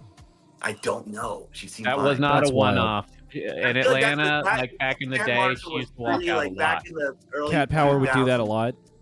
I hear Wow. Chan Marshall in the early 2000s. That was a thing that would happen occasionally, though. All the time. It was like we Okay. had a weekly rag, and it would just be like Cat Power walked out of another show again. And, So I guess but it's everybody kind of loved like her because she was during fucking that phase brilliant. of her career, I guess. So that was cool, but it was fantastic. The 4 songs were great. Just wish there were The more. 4 songs were great. A couple comments in the No, chat I mean really that was resonated why it with was me. disappointing because you wanted to hear more. I saw Yes. I saw George Clanton open for Beach House. It was either Beach House or Beach Really? Fossils at I know the you I think it's Beach Fossils. it might have been Beach Fossils. I'm sorry. I was like, and it was what? fucking they Beach sound House. the same anyways. And it was at like the the Hard Rock poolside in Vegas. And that Beach Fossils crowd did not give a fuck about George Clanton. And this was Oh, right wow. after Yeah. he broke his leg. So Adam Kane was wheeling him across the Oh, stage, yeah. and me and Soft Replica actually were like at the very front, losing our shit. And those Beach Fossils fans were riding the rail during George's set, turning around, giving us the stink eye the entire time. Oh, I also saw Of Montreal storm off a stage when their power got cut. Things But can I don't think happen that in- wasn't in their that fault. band. Yeah. I don't. Yeah. Beautiful Yeah. background. Gee, thanks, Crystal. Austin. Great question, I'm trying to think Tiff. of like, Yeah, yeah, great question. I'm trying to think of like personally, like if, like for a bad show for me, like if I don't know. And you've been to a lot. Sometimes, yeah, I'm very adamant. Like any dubstep show that comes to Pittsburgh, I'm usually there. S- I would say probably like one of just a bad. I mean, from recent memory, was Bear Grylls, and Bear Grylls supposed to have this really cool mask, and he didn't. He didn't. It was just a regular DJ set, and you know what? It's kind of annoying in dubstep. I've noticed in the last like several years is that they always play the same freaking songs. It's like it's either they'll play Excision's G shit. They'll play that sound clip, Drop It Like It's Hot. And they'll keep playing the same ones, and it's always like the same shit. But like I was like, okay, Bear Grylls is like okay, like I've listened to his stuff, but he didn't have the mask on. I feel like that's a big part of like visuals. He didn't have any visuals. He didn't have a mask on. No And because the showmanship. venue that I was at the Enclave in Pittsburgh, it like ended at like 11 or 12, and it switched to a regular nightclub. So it was really weird. I was like, in my rave, I had my pashmina, I had my jersey on, and it just turned into a regular nightclub. And I was like, what is this? This is really weird. So it was like really mid music, and it wasn't, and he did have a mask. I was like, what? And it's funny because like one of my friends that I usually see at the shows, he always brings it up. He was like, I know you don't fuck with Bear Grylls because of that. I was like, because he was like, he always asked me like, what shows I'm coming up to go see in Pittsburgh. And he just always brings up, he was like, I know you just like, because I guess he liked, I don't know, I guess he liked this stuff, but I can't say Bear Grylls is somebody that is like, yeah, they have really great music. And they're just sort of like, I don't know, they keep getting on bills. They have really good marketing, I guess. But the fact that he didn't have any visuals and no mask was like, No that's visuals crazy. either? No That's visuals. crazy. Did Wow, he at dude. least drink his That's own piss? gumption. Yeah, Bear Yes. Grylls. Like, that's what I'm wondering. Not that Bear Yep, Grylls. that Bear Um, Grylls. and- Not that Bear Grylls. But I was, yeah, because he has like a really cool like bear mask, but he didn't have it. It was just like him, and it's like, okay, well, I only went because I needed I needed to get out of the house. And if you don't have any, I feel like for me, it's not really the music, because I'm like, I usually go to a lot of shows and they kind of all blur at this point. But if they don't have any visuals, and if they don't have like some kind of cool gimmick, or it's somebody that I really know, Subway I'm like, runner in the this kind of background. sucks. You have to have a multimedia experience. I agree. Yeah, For yeah. sure. I always think it's funny when I would go to like maybe a club in like Atlantic City, which is traditionally like a standard sort of like people put on like a button down and tuck their pants in sort of club. But then there is a dubstep artist playing, and these people don't know what's gonna happen. But then the people in the pashminas and the jerseys do know what's gonna happen, and I love watching those people be like, "What just happened here?" Like they have no idea what they're in for. Like who did I see? Yeah, it's like a whole culture with like just like I feel like like I want to say from 2018 2019, that's when the whole Jersey Pashmina thing became really really big in dubstep, because like if you think of like early rave culture, it was like the leg warmers, it was like the pacifiers, like that was early like rave culture. But like now, because it's been very commercialized, like that's a big thing of like wearing pashminas, wearing jerseys, and like wearing your favorite artist. And it's not a faux pas, and I didn't realize this was a faux pas in other genres, but you're not supposed to wear the jersey or the merch of the artist you're seeing, and that's not a thing in That's dubstep. not a thing in like I mean, EDM stuff. yeah. Like, I think everybody it's wears kind of it. goofy, but That's it's not like true. a faux pas. I think that's no, the it's word. just a whole different it's a whole different set of rules. It's very true. Yeah. You're right. But in other bands, no, you're not supposed to do that. Why? Yeah, You're like, oh, I'm seeing my favorite artist, I'm wearing Yeah. my favorite shirt. Why would I not? Something about like the Like, you know they what it already is? know Something you're a about like fan. the cult like drive of the DJ for the EDM festival, like him being up there, and this is his you're part of like the army for them and stuff like that. Yeah. And it just doesn't work the same way, I guess, with bands. I don't know. I think it's I a cool saw- idea. I think you should totally do that for the band you're listening to as well. But or maybe it has to do with the fact that a lot of times when you go to the EDM festival, there's so many other artists playing that this is your favorite one that you're going to see there. I don't That's know. true. I don't think about that a little I bit more. saw- now. It's like local shows. think But, about you know, that you one. always see people wearing. I mean, that's normal. Yeah. That's not like shunned. Like not like if I'm gonna go to, let's say for example, Ray Volpe show, I'm gonna wear his jersey and his patch. Like I'm not going to. I'm not gonna not. I'm gonna wear somebody else. I mean, unless I wasn't a casual fan, I guess if I just didn't know anything about EDM or dubstep. But it's not. It's definitely not shunned. It's like I have people like come in. Like, oh yeah, I like your jersey. I wish I could have got it. That's a way to It meet sold out in people. like 2 minutes. Nice. Way to find your people. Maybe that's why they have more Yes. women in the audience. Yeah. I don't know. Maybe. I mean, it's very. You know. I just again going back to my mean- first question. I wish that vaporwave was very welcoming. And I don't know why. I want that answered question or that question answered. Sorry, I mix that up. I will definitely say in scenes that have those kind of arbitrary rules of like what's in and what's out, like I think those rules often get disproportionately enforced toward women. They become an excuse to be like, Oh, yeah. like the whole like, because Yeah. I'll be honest, like Oh God, yeah, you're with right. the whole like you don't wear a band's shirt to the show, I have only ever really seen that like people like I've only ever seen women get like challenged for that. But like I saw Iron Maiden in Yeah, that's Philly stupid. like in 2015 or something, and that day of the show, all over Philly, I just saw people in Iron Maiden shirts everywhere I went. In Center City, Nice. in in Northeast, I was around kind of during the day, and on the train, just Iron Maiden shirts everywhere, and every single one of those people, like, yeah, I'm wearing the Iron Maiden shirt because Iron Maiden's in town, and I'm gonna go see them, and I'm gonna wear the shirt, and that shit was Yeah, cool. why would you It was not? cool. Like, It was like they took over the city. I agree. Yeah, it You was should really wear your cool. favorite Badass. band shirts when you're at the concert. Yeah. I agree. It's like- I think it's like- you need to do that. It's like saying, oh, you shouldn't wear a sports uniform when you go see the sports team play. Yeah. Like, Oh, that's yeah, how yeah, it good comes point. across Good the point. Huh. Maybe it has something to do with jerseys. I don't know. Yeah. Well, they call it Jersey Club for a reason, I guess. Bro. All right. Getting a lot of frozen frames. I hope y'all are clipping I these. frozen? Hold on a second. You here. are. We'll, Okay, we'll I think it's because I had survive. to unplug my. Let me just do this really quick. Let me do that, dude. How about now? Did You're that good. get? There we go. You're good. Good. I had to take my mic off for a second. Drinking at Sorry. Monster at 9 o'clock. Let's talk about Kelly, that. Tell me about it. Yeah, I've given him don't- such a don't- hard don't time. Follow my lifestyle choices, kids. Seriously. I mean, I do. Do I you was put drinking people's with faces back No. together? Me neither. Yeah. Don't. I never claimed to be a role model. Kelly, I Raina, want you to what do you whip got out for us? The, ring pop. All right, let me see here. Sorry to What cut was? you off there, Roj. I'm sorry. Tisk. Okay. Tell me about a song that gives you like a particular window back in time to a certain moment in your life when you hear it. Damn good question. Damn, Okay. you first, Chris. You're going first for the Me last first? hour. Yep.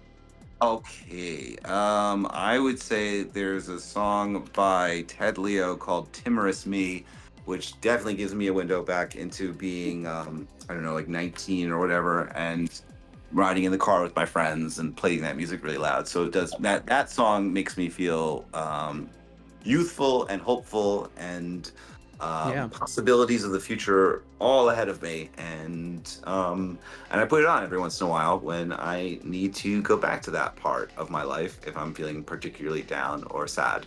So that song, "Timorous Me" by Ted Leo, does that for me. Awesome. Great question. I have way too many answers. Good one. The song that brings me back to childhood and growing up in my parents' house is "Stay for a While" by Amy Grant. It Okay, is. yeah. I love it. It's an amazing song. It's yeah, she may It's be really a good. Christian Amy Grant's crossover amazing in musician, but general. "Stay for a While" is an amazing song. So that transports me back to my childhood. Okay. Probably Is that the any. song that you wanted anybody to sample? Sorry. Yeah, to and interrupt you somebody here. did sample it, and it sucked. Almost Oh. as bad as it almost Wait, sucked who as sam- bad as who "Groove Is in the sampled it? Heart" as a background. Some sampled it? vaporwave artist whose name escapes me. Any Why you like talk so much shit about my girl Delight? What is this? I'm sorry, Right? man. Fucking Oh. hater. I really don't like "Groove Is in the Heart," man. Just His Can't. heart is empty. There's who did no we just groove in it. lose? Christian. Crystal. Raina? Crystal? Oh, We she lost left. Well, Delight. I'll I'll answer with just two more songs. Frozen. Pretty much any sort of like raw Christian punk rock from Tooth and Nail Records is going to bring me back Like to high school. MXPX? MXPX, Yeah. Huntingtons, the Dingies, Wasn't the Devil Wears OC Prada on that Supertones. label? Probably. I think they were on their like offshoot Good hardcore question. label. And then really any late 2000s like MySpace indie rock, like Clap Your Hands Say Yeah is going to bring me right back to undergrad. Oh, there was this band Clap called your hands, Think, say yay. yeah, they're better than this. There was this band called Think About Yay. Life that like nobody's heard, and the first song from the first Think About Life album was the song I would listen to when I was trying to wake up and get awake to go to my 8 a.m.s in undergrad. So Think About Life's first track from their first album that nobody's heard, I promise you. Great question. Who's next? Let me check. Oh, Oh, it is Paul. don't care. Oh, hi. Yeah, I got one, and this time it's for Isaac. I went You're Full so time. rude. Oh, you're Kelly too kind, Records buddy. origin story. Isaac, I want to hear your DJ origin tale because I don't actually know it, which is fucked up Hell yeah. because we Yes. talk about this all Let's the time. talk about this. Dude, I have been listening to new music my entire life. I've been looking for new music constantly. I've been making mixes my entire life. I've been compiling collections of songs in a bite-sized format. Fun fact, I still keep my mixes at 80 minutes or less because that's the amount of time you can fit on one CD. Wow. I've been doing that my entire life, Yeah. and it's got to start with a banger, and it's got to ebb and flow. There can be a little bit of an intermission, and then it's got to just like the ebb and flow of songs is so important to me, and it has been my entire life. You're very good at doing that. You're very kind, man. I've been trying to like get people to listen to what I like almost to an annoying degree my entire life. I've just had to tone it down over the years. But I've shared mixes my whole life. I'm really bad about, I was actually talking to my therapist about this. I'm really bad about being like understimulated all the time. I constantly have to do several things simultaneously, which is perfect for DJing because you're tweaking audio and preparing the next song and like using effects and pumping your fist. And it's just like, how did it take me until I was 30 basically to figure out that this was what like I wanted to do? But like I love music so much, and I just remember getting the aux cord and just being elated in high school. And of course, everybody hated what I played, but like whatever, you just got to get in front of the right audience. True. And to get into the more like concrete answer, my brother got a DDJ SB2 and a MacBook 2013 13-inch, and we got a DJ Pro. And we would just play around, and we would not beat match at all. We would just play, get fucked up, and just play songs that we liked and jump around and dance. But honestly, like as much as I've gotten more into the technical stuff of like, mixing by key and just like getting into like CDJ ready type equipment and trying to like create a vibe and maintain that vibe and let your songs breathe and give the audience breaks and important stuff that you have to do and pay attention to your audience that I'm still trying to get better at. Before any of that, like apparently it was apparent to me that like you needed to have something on that made people jump up and down and pump their fucking fists. But now I'm more into like, I need to cut the mids and bring into like, and honestly, like all that's bullshit and doesn't matter, but I'm still trying to get better. I hope that answers your You're question. already great, though. You're too kind. Presentation and ebb and flow and just like man, whenever I get up on stage and I play a song that I think is a fucking banger and people react like it is, and it's because That's I'm the up there best. acting like it's a fucking banger because I think it is. Yeah. And people react. Yeah. Oh, it's so fucking infectious, man. When I'm Yeah, like, was your man, best that breakthrough song set? that song That's definitely rips, what doesn't it? For me is like if I just see a DJ like just doing his thing and not really interacting, I'm like, do you even like being here? But like you go hard, you're like, ah. Oh, thanks, Tiff. Oh, It's yeah. exhausting. I love it. It's I really love it. exhausting. Just loving their music, just you may act like a fool and like Well, but the you're Gay not, you're Luigi not, like, thing was more embarrassing yourself. showmanship. You're definitely adding more to like to your I set. think It's more you just may like have you're. seen me like as Yeah. Lux has seen me the most. You may have seen me like the second most times, which is really flattering. But yeah, I mean, even times when I'm tired or like at I2K, my ankle was like at about an 8 out Yeah. of 10. I Like, remember but I that. still I did didn't that even shit. notice that. You still brought it. It's a thank you, man. Yeah. And Even honestly, at the like, end of the night. oh, you're too too. kind, buddy. You're too kind. I just really want the audience to have fun, and I want them to like what I'm playing as much as I am liking it. To get you back. I hope that's the answer you Yeah, wanted. because you don't No, don't you're make too kind. background Oh, music. question You for you. definitely make people like pay attention to you as well as the music. Because if you're just, I feel like that's sometimes people are. I don't know if it's just because they're shy, like they don't want people to like notice them and like making music if they're just very new to DJing or just producing music or whatnot. But like when you're like interacting with the audience, like just saying, just count like, I mean, like just counting down or just saying, just making the audience interact, that definitely makes the event more enjoyable. So I wish more DJs glad would you like feel pay that way. attention to that. Yeah. I'm glad Yeah. you feel that way. Follow-up Yeah. question, Isaac, because I think I heard somebody maybe ask this. When was the breakthrough moment for you when you started realizing you were getting better at DJing, you were mixing better? Because when I saw you start DJing, I remember watching you DJ very early in the Facebook Live days, and I remember the first time you did a live on Facebook, and you were starting to mix, and it was a brilliant set. And You're at too what point kind. did you feel comfortable enough to start broadcasting yourself? Because I remember being one of your early followers back when you started doing yeah, that. yeah. When did you decide you wanted to go live with it?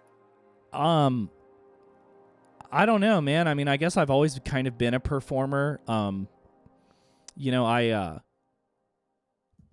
not. I mean, I get nervous. Yeah, I get anxious. I mean, I have to take a shit before my DJ set. But I Nervous I don't shit, know. yeah. Like I like being in control of that because I know I'm gonna do a damn good job. And when you started watching me, I wasn't beat matching, bro. I was really just kind of like freestyling, and sometimes I would Really? just like run out of tracks, That's or like great. I'd fuck something up, and I would just rage quit. I was usually really ripped too. I was usually pretty inebriated, but like I just like I don't know. I like felt a certain air of confidence, I guess. Yeah. the Lego James Hurley. I just felt a little my air of God. confidence, and it just confidence. I'm in sales, right? But like confidence and Riz go so far, and when I feel that confidence, like I'm just gonna go nuts, man, and I hope you like it too, because I'm damn sure gonna like it. Nice. That's real. Cool. Thank you for asking. I hope that answers your question, Paul. Yeah, absolutely. And Chris, thank you for the follow up. Yep. Thank you. Yeah. When I did my first DJ set in front of people, I was just trying to like play it like I was Isaac. Like if I'm fucking jumping around for That's the song, really, really flattering. everyone else will, and it worked. It actually worked. Well, so the only thing Yeah. that kind of sucks about that is like there's a lot of pre-planning that goes into the perform. I'm a performance DJ. I'm not as good as like people who can like just get a crate and just be like, I'll mix all these songs I've never heard before with no cue points live. I'm going to be pre-cue. I can't do that. I can, but it's not going to be very good. But like I want the audience to have a good time. If I have to use the sync And, like, button, whatever. If I audience have to use interaction is the key. I think so too, and it's not pre-recorded. All right, now I am just playing other people's music, but it's not pre-recorded. Like I am mixing it live. I am throwing the effects on live. I am beat matching and blending live. But like, I have to like take a moment to just act a fool on stage and get the audience involved and spread that infectious excitement.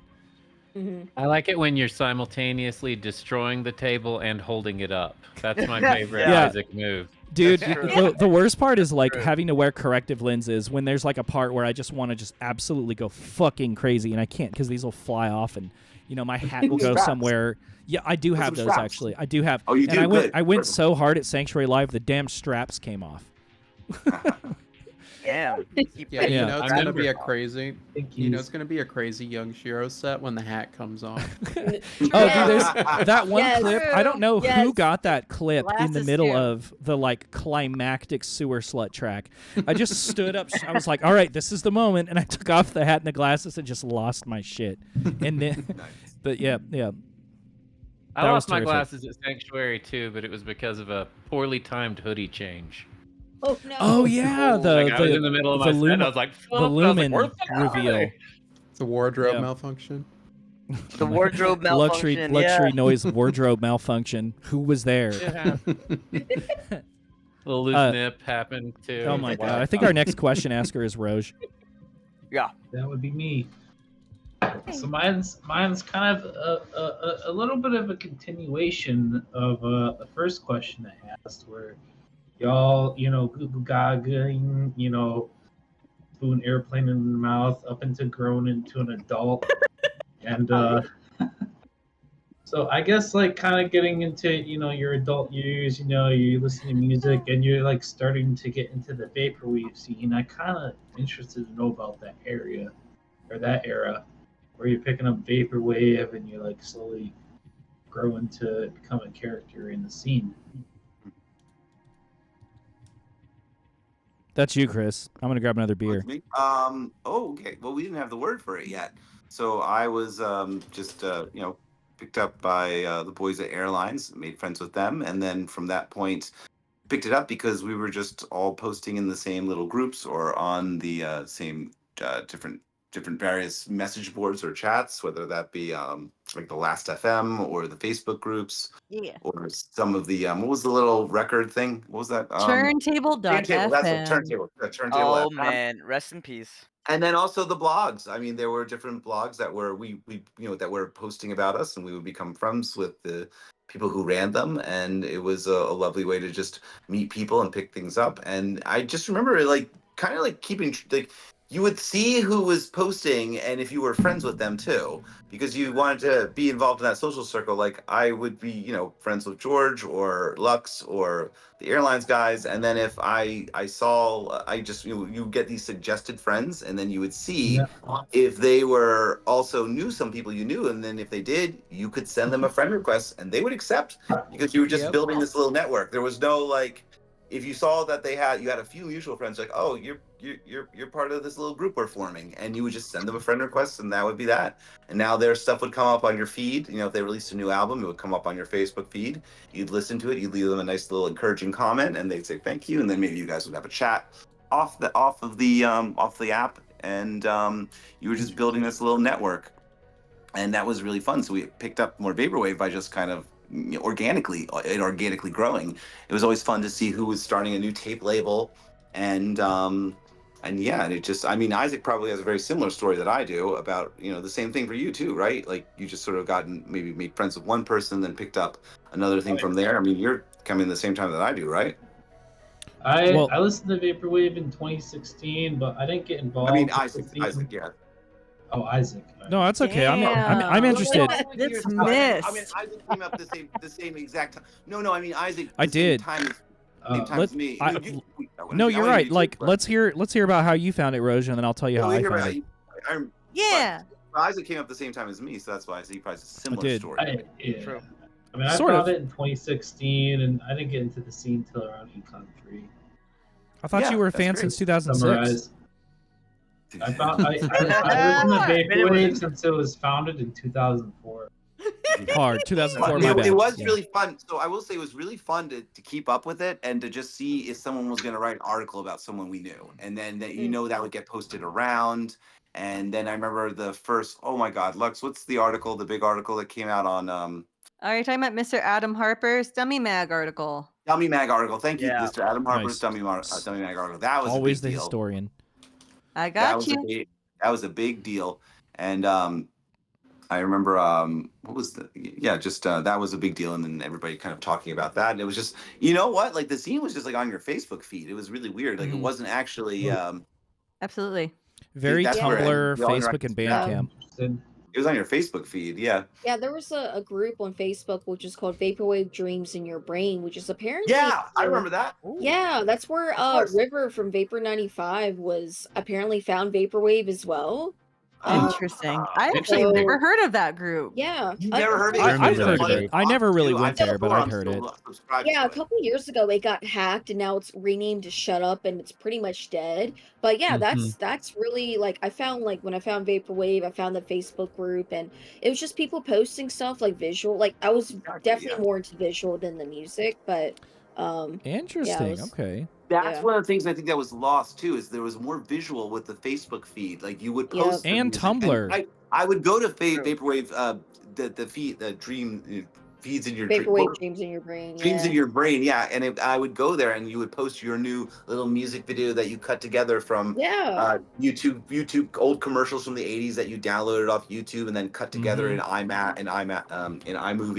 And yeah, every time I had a new music video that I made or a new song I make, I would go. I had a little selection of the Facebook groups that I would go and drop the link in. I got that idea from Mesh because Mesh was the best at doing that. Nice. Mesh was the best at putting out his stuff on all those groups. Man, my background actually was quite different. Surprisingly, I was never very social at the beginning. I always kind of screamed. I did. So starting with Chillwave, I discovered Toro y Moi because my ex-girlfriend at the time, her friend said it was a new kind of shoegaze. And I was like, sure. And it was not, but like I loved it. And a lot of, as much as I loved Chillwave, Chris, just like anything, I would dive deep and I would find really unknown chillwave artists. Like I posted a track by this guy called Pepe Piano the other day, and somebody was like, holy fuck, I forgot about that guy. And it's like, I really liked chillwave, and some of those people would use samples. And remember, I grew up in like a culture void, so I didn't know there were samples.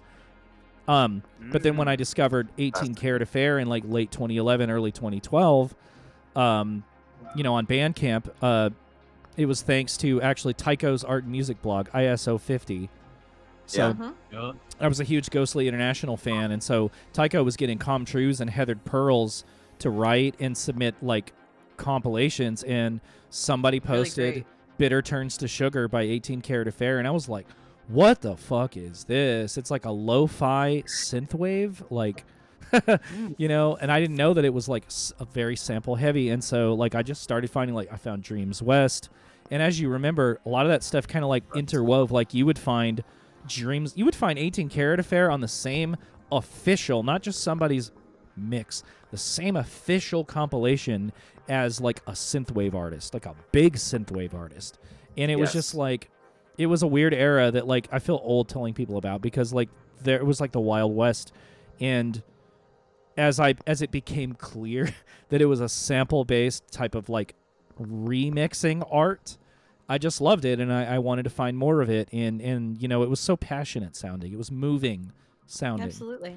Like I remember hearing "Healing My Last Tears" by, I think it was Virtual Information Desk. It was a Vectroid alias, and it's from Al Jarreau's "Fallen." But it's like just a beautiful part of the song, just like blasted to the like 11th, all the way up to 11. And I was just like, what the fuck? This is so profoundly moving. You know what I mean? It was beautiful. It was beautiful. Gorgeous. But yeah, it started with really just being in love with chillwave and synthwave and trawling Tumblr and Facebook. And I didn't know a lot of the people. I'll wrap up, but basically I didn't know a lot of the people. I was really just kind of posting. I was putting people on. I was writing reviews, and I was making mixes and posting tracks on Tumblr with a little blog called T&M and Square Dance. And, Hell yeah! That's actually how I met Lux. Thank you. That's how we met. That's actually how I met Lux. That's how I met Navigator, who's in chat right now, and just a bunch of terrific people that I brought on the show. Shout out Navigator. Just a bunch. That's how I met Topaz Gang. Just so many terrific people. Just writing about their music and sending them messages and going, hey, this is really good, and paying them. Like, I know that we're going into hard economic times, and I don't want to go into like a huge spiel, but man, if you have the privilege to do so, pay people for their work, please. It's the right thing to do. If you can't, I get it. If you can't, but if you can, do it, man. Like, anyways, that's all I got to say about that. I also remember being just so excited when anybody would get to the point where they might go and play in like around the area. Like some artists were going to actually come out and actually brave the road and come play a show. Like I would still remember, Ryan's first few shows around the Philadelphia area, and like nobody being there, or George's first few shows and nobody being there. But being such a cool thing that people were actually going to try and come out and play shows now too. I don't think that happened until like 2015 or so, maybe. 2014, 2015 at the 2014 at the earliest, 2015. That was an amazing thing. And just watching it come together and gel and seeing people work together and make something, it felt like yours. This felt like initially what it started off was like you were not going to get signed to a big label because they already had chillwave artists. Like that position was filled by Neon Indian. That position was filled by Toru Imwa. But since you weren't going to get on that label, you weren't going to get on Mexican Summer, maybe, at least not right away. Well, you would make your own, and it was fun to see everybody making their own thing. Like it felt really like, it was the birth of a whole new scene because no one was going to sign you, so you assign yourself. And then the concept of cassettes started gaining traction, and the labels started popping up, and it was very cool to see it just begin and to feel like it was yours. I agree. Real. Quiz. Okay, hold up. Let me change my background appropriately. I have a question again. You and for Raina are going both of nuts with y'all. these backgrounds. It's great. Okay. Hold up. Okay, so, we are all, we are going to all these shows, like let's say Flamingo Fest or Terminally Chill or Sanctuary. Your guy, the show is over. You're going back to your hotel or your, whatever, wherever you're staying for the night. What's your favorite thing to do to like wind down after a show? Like, do you like to go get food? Do you like to still hang out with other people? Are you hitting the after party? For both of you, what do you like? Ideally, what do you like to do after that big show? After the big show, I am. Nick's answer is he likes to eat my chicken stick. I was gonna say, steal Quiz's chicken stick. I love how we both thought that. I still feel it. I still feel. You still feel them out there, don't you? I do.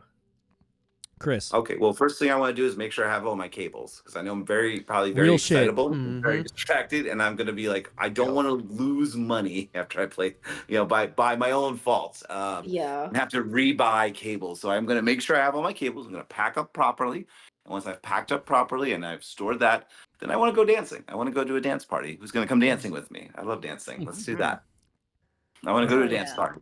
Wants to come shaking ass with Skelly. I love dancing. It's my favorite. Me too. So I want to go dancing. Once I've accounted for all my equipment, then let's go. Let's go have some fun. Let's go dance, and then maybe we can get some chicken strips after. I want to go dancing a little bit. Yeah, absolutely. Man, I wish I was that cool. I'm gonna try to help tear down. I have a bad habit of after my set, I'm just wiped.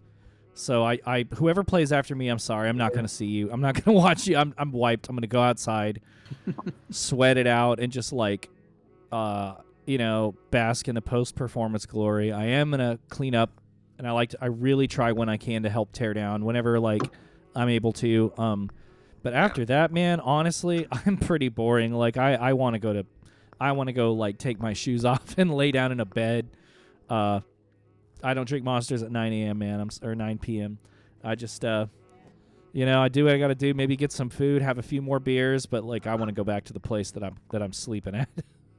So, boring. But when you go back to your place after being at like at a concert for like hours and hours, do you want to listen to music? Do you put on music to chill out to, or your ears like tired? Yeah, I'm tired, and like previously I would maybe scroll my phone a little bit. But I've actually just gotten off of a whole bunch of social media platforms, so I don't know. Just want to lay down and just like vibe. Of course, I'm kind of you wouldn't believe this, but I'm actually kind of an introvert, so maybe that's why. You put like a television show on in the background or a YouTube video, or nothing at all, just silence. No, not silence. I mean, okay, so usually when these things happen, they don't happen in a vacuum. Like at Sanctuary Live, Lux and I stayed with Paul, Luxury Noise, at an Airbnb just within walking distance. No, it wasn't within walking distance. It was driving distance of Cafe Bourbon Street. So I think we got some post-show food. God, I can't remember, bro. I don't think we ate. We hung out for a couple of hours. My memory sucks. Like, we took our shoes off, we talked. I think I had a few beers, and then we crashed. Like, I'm old, man. I was going to suggest that if Isaac could get away with it, he'd probably take a bath. Oh, I would. True. I would. Yeah, absolutely, you would. Man, and Raina knows. Every time I've stayed at Raina's, I've been like, "Can I use your bath?" We don't have a bath where we live, and it sucks. I just want to tripped soak in the out bath. at I like Sanctuary. baths because it's like human soup. You're just soaking your own. Human That's- soup. Baths are the shit. I feel the like, same way about baths. See, I didn't want to say it, but I I like- don't want to sit in a bath. Well, to be fair, if you I put a do want skeleton in the to. bath, that becomes I broth. like Desiccated baths, but lipstick. I always bleach my bathtub before I take a bath, though. Mm. Ooh, good, yeah. wow. Okay, yeah, I guess that is kind of good. Always. I mean, I do Always clean it. like I don't go as far to as bleaching it, but I do. I bleach I that just like- shit. I wipe it down. I spray it down, and then I take a bath. Okay, that's valid. Respect. So it's cleanish. Just so if I'm like thirsty too, I can sip the bath water. Whoa! All right. Yeah. Wow. Lux, what do you got for us? All right. So I get to ask the question that I wanted to ask you earlier, Isaac. So everybody knows about your love of Lego. Everybody knows it. I mean, Do they? you What? said it loud and clear during your Dream Castle trademark episode. How Hell yeah. did you find Lego, and how Wow, how did that's you a really realize sweet. how I much wanna hear this it one. meant to you? That's a really sweet How question. did you discover it? It's a really sweet. I Yes. didn't expect my non-music passions to come up. Well, I mean, I was a boy in America in the late '80s and early '90s. I mean, they're objectively the best toy ever made. Come on, like who in here doesn't at least appreciate Lego? I grew up really poor, so we like didn't have Lego, but that was weird. Saw a little hiccup on my end. Anyways, grew up really poor, couldn't have much in the way of Lego, and when I grew up and had some disposable income before the like capitalist hellscape that we live in was actually it was like pre-capitalist hellscape, like mid to late to like pre-2008 recession. I had some disposable income, so I bought all the toys I couldn't have as a kid, and I still have them. And that's pretty much the long and short of it. It's like escaping into a different world, Like that. Yeah, it's the same reason you'd read comic books or play Minecraft or go to a dubstep show. Mhm. I hope that wasn't too succinct, but like, I mean, like what No, what that boy makes in the early sense. '90s didn't Great love answer. Lego? I went over to a friend's Yeah. house and he had the biggest Space Police. I think it was the original Space Police theme from like 1994. He had the biggest ship, and I remember we had Duplo, and I was like, these parts are tiny. Whoever doesn't know, Duplo is like big Lego for like Yeah. little kids. And I was just like, holy shit. I remember seeing the like transparent like visors for the little Space Police guys and being like, this is the coolest shit ever. Actually, I think it was the Space Police 2 theme. I don't remember. But I was just, all I had growing up was just a big bucket. It was like a big, I don't know, it was a same. big bucket, and you could like put the Legos on top of the bucket, like on the lid. Yep. It had like a Yeah, base that- plate oh. on top of the lid. Yeah, yeah. Yeah. I was big on Castle. Lego And Dream Castle is Castle's such working me a back up to badass- Castle.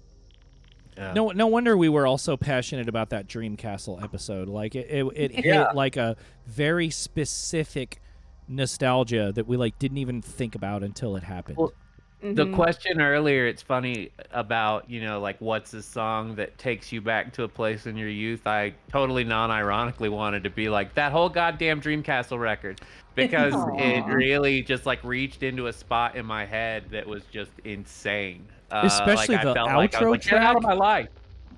So Dude, I mean, I Yeah. don't know if I even told Lux this, but on my I went on vacation for a week in November and I just did a little staycation and I watched Oh, I remember this. I watched the entire album. She was at work one day and I watched it on the TV. I watched the entire thing. And of course I appreciated it. Was like, oh, well, that's so cool. The technical aspect of it cool. And I remember that and how neat. And then that last song played and it was just like sobs. Yes. And I'm a typical Yeah. Western man. Like I only cry during breakups, the Roy Batty monologue at the end of Blade Runner, and that's it. But Oh, that that's a real album, one though. Woman in That- Chains. yeah, Woman in Chains by Tears for Fears. Sure, that's the 3 times 1, 2, 3, count them. And then that fucking Dreamcastle last song just got me bad. Yeah. It was so specific, and Yeah, it shout out cut. It just Dreamcastle. cut very deep. and somehow universal in like this really rad way. Like, Yeah. she's talking about her bedroom, but she's talking about your bedroom too. And it's such a, I don't know, and just the concept of security. There's so many things about it where it was like one of the most distilled nostalgia takes I've heard in a minute. Mm-hmm. Top 5 lump in the throat moments. It's actually really interesting to me because I mentioned it in the chat, but I never had a Lego set or played with Lego until I started dating you, Isaac. I never had that experience. Yep. And I find it to be really interesting. Like I loved hearing everybody's experiences with the Dreamcastle album because I have it on my MP3 player. It's ready to be listened to soon once I finally get to it. But I've heard all these reactions to it and everybody being so moved, and it's really heightened my interest in it. But I don't know if it's going to hit me the same way because you all have such a deep fondness of Lego that I'm not familiar with. But I think it's so beautiful possible. how you all how deeply it's touched all of you in ways that I've never experienced. I think it's really cool. I think too, the dungeon synth, like especially for me, I came up in a very like Commodore ridden era where I was playing shitty dungeon games with 8-bit soundtracks or less, like 4-op chips and shit. And it was I don't know, like I think that overlap, it was one of those moments where simultaneously I was like, oh my god, I understand dungeon synth now and I relate to it. So it was a big, just like I felt like that record flipped me on my head. And I would definitely say it's like one of those moments where I'm like, oh my god, I'm glad I still like to discover new shit. Because that's one of the most rewarding records I've heard in a minute. Oh yeah. And I don't even like dungeon synth. Like, I'm sorry, but it's not really my thing. Like, just like hearing this like corny little flute, like do do do do do do do. Like, I don't need to hear that. Like now, go off in you could go be a little like forest troll in a forest by yourself and play that shit. But like that was different, Sorry to shit on dungeons, but like it was different. You play JRPGs and you're gonna call someone else. Paul's just like, all right, motherfucker. Etc. Thank you for that question. I guess that's not really a Chris coded question, but like, I'm sure you fucked with Lego, No, I didn't. And yeah, if they made an album like that about like superhero comics, I would be like you, Lux, and be like, all right, I'm just trust y'all on this. Oh no, I just was bad at them. Bad at them? You could put a person's face together, but not a Lego set. I didn't play with the Legos. I just played with the little guys. Yeah, that's fair. Is there a toy that you have a relationship like that with, Skelly? Toy that I have a relationship with like that with. Yeah. Let me think about that. I mean, yeah, absolutely. Well, whether it be Masters of the Universe toys or GI Joes, I would get them. I would try and go to like the bargain bin, and I would try and convince my mom to purchase. Really, just it didn't matter what they were. If they were on sale and they were cheap, I would try and collect little infantries of them. And then when I had the action figures, or I had at least 10, I would organize stories around them, and then basically you would select which one is going to be the main character, who will be the supporting characters, who will be the antagonist, and you create like a little story. And I never played with kids. I would play next to them, and then I would say, okay, let's just separate all our toys. We'll take turns picking who we're going to play with, and we'll play next to each other, and we'll make up our own stories, and we'll check in with each other. So I would just try and create really big stories and turn of events, like, okay, this one's going to betray this one, and he'll be here, and this will be the first bad guy, but he's going to be a real bait and switch. This will be the real one. I tried to just structure it the same way I saw movies, and then at the end of the I would finish the story, and I would do this whole thing, and then I would line up the toys and then like the cast of a movie. So the main character I put him first, and I put the other one, the second character underneath in descending order to who had the biggest part in the film, or the toys. I guess the thing I just did, and then I would just sit there and just think, oh wow, what a cool thing I did. And then I do remember distinctly getting to an age, maybe around my preteen age, around 10 or 11, and just spending all this time creating these stories and making up little I guess little films with these guys, and then looking around being like, nobody sees this but me.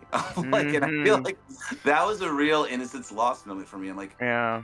it used to be enough that me and my imagination was enough, but then I realized at some point, well, who am I doing this for? Like, I'm just for myself.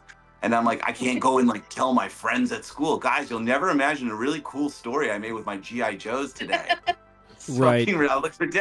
I'll look like I never clicked in me until that moment. And then I remember being like, I don't think I want to do this anymore. And that was like a real like sad thing, I guess, to think. So when I keep all my action figures. So in my basement, I actually have all my action figures. And I'm not the sort of person who's very precious about things. Like, I'll throw away anything. Nothing means that much. It can be replaced, or it's just whatever. Every object you have is just what you infuse it with.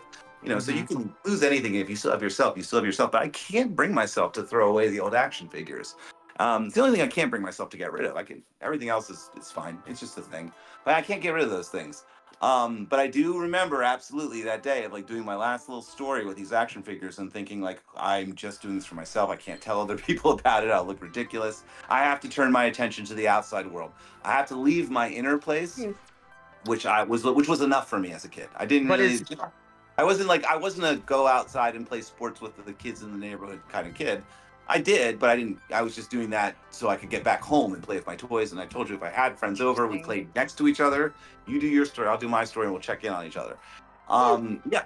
But I realized at that point I couldn't just live in an insular world. I had to go out. I had to make things and share them with people. And you can't share these little things. You have to put your creativity elsewhere. I guess that's maybe when I started playing instruments. I don't know, but. Yeah, it was a really innocent, but I can't get rid of those action figures. I feel like I'm betraying something if I donate or get rid of them. So there's still like, I have many of them in my basement or at my parents' house, and yeah. So that's the relationship I have with toys. Is photography a way for you to bring the outside world back into your inside world? No. Photography is a way for me to take the focus off myself. Photography is a way for me to create art and have it not be about me, exactly, not be the subject of it. If I make music, it's about me. If I make those things, it's about me. If I take pictures of things, it's no longer about me. I can express myself, but I have to be the focus. I can be a little bit more invisible. So that's why I like photography. So growing up, you play more pretend for yourself, but not with your friends. No, yeah, I didn't play pretend with them. I didn't like playing pretend with my friends. I had rules in my head that you can't really enforce those upon other people. You can't impel them on others. So I would prefer to play by myself. Yeah, I guess I can kind of relate to that because I mean I grew up very rural, so I didn't have a lot of friends that I could play with. But I don't know, I just find that interesting. I feel like you didn't grow up in the middle of nowhere. No, you had opportunities to play with other kids, but you decided to play by yourself. Yeah, they were there. I was in the suburbs of New Jersey, the most densely populated state in America, right outside Philadelphia. Yeah, no, I just I did, but only the minimum required amount. Interesting. But yeah. So yeah, but photography, specifically film photography, I only shoot with film. I know I'm not interested in digital. Yeah, that's the way to get the focus off me and to do something that's creative and can scratch that creative itch for myself, but not have to have me be the subject any longer. Makes sense. I think we got time maybe for one more question before we start the wrap-up process. Unreal, right? Tiff, I think that's on you. But I'm next. Yeah, I believe so. Let's see.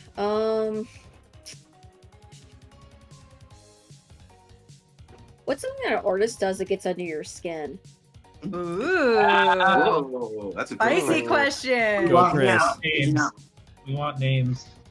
No, we're not. I mean, unless you want to, but you don't have to call out names. Just like either it's like musically or something they do on social media. What gets under your skin? Yeah.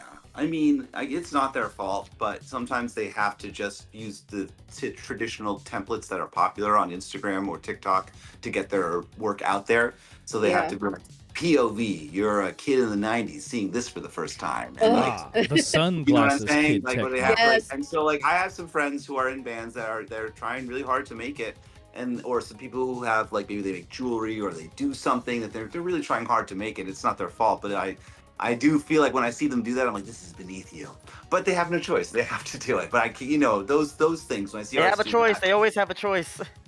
well, they do, but they don't. But they do, or they don't, and I don't fault them. They have to do what is necessary. If they're this. Sometimes you're so deep into something. What are you going to do? You have to do what you have to do. I remember even when George was doing one of his first tours, and like one of his second or third tours, and talking to him outside one time, and him being like, "I have to make this work," and I'm like, he's Yeah. like, "Chris, I didn't go to college. I don't have these other degrees. Like, this is what I'm doing, and this has to work. And if it doesn't, I got nothing else." So it's like, I remember him saying that, being like, yeah, once you're there, I mean, you have one life, and what you invest into it is going to determine what you have to do to stay alive. I think about that story all the time. Which story? Of George's conversation. I told you before. Yeah, I told you. Yeah, because it makes sense, and it's like, he's got a label and everything. He's got to make it he's got to profit. He's got to pay his employees. He's got to do it because that's his goal. He's got to take care of his family. He's got to take care of his family. He's got to take care of his parents potentially. He's got people who get sick that he needs to help out. It's a humanizing way to view somebody who is often dehumanized in this scene.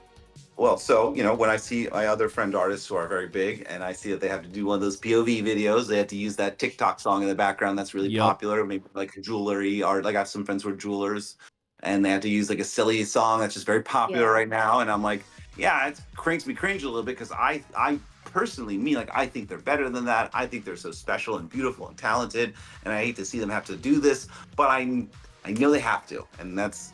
So, I guess that's my answer, I guess. So you just don't like when artists feed the content machine. Yeah, I guess so. Yeah, that's a great way of putting it. Yeah. Isaac, what is yours? What is something there's so that many, an man. artist Oh does? my God. I hate it when artists take their work off of the internet. I understand that sometimes maybe you don't think that what you made was good, or you change it. Looking at you, Vectroid, like, you don't take your stuff down, man. True. Like... Some of that stuff is really good, and like, don't just delete it off the internet. I have that shit, and I'm keeping it.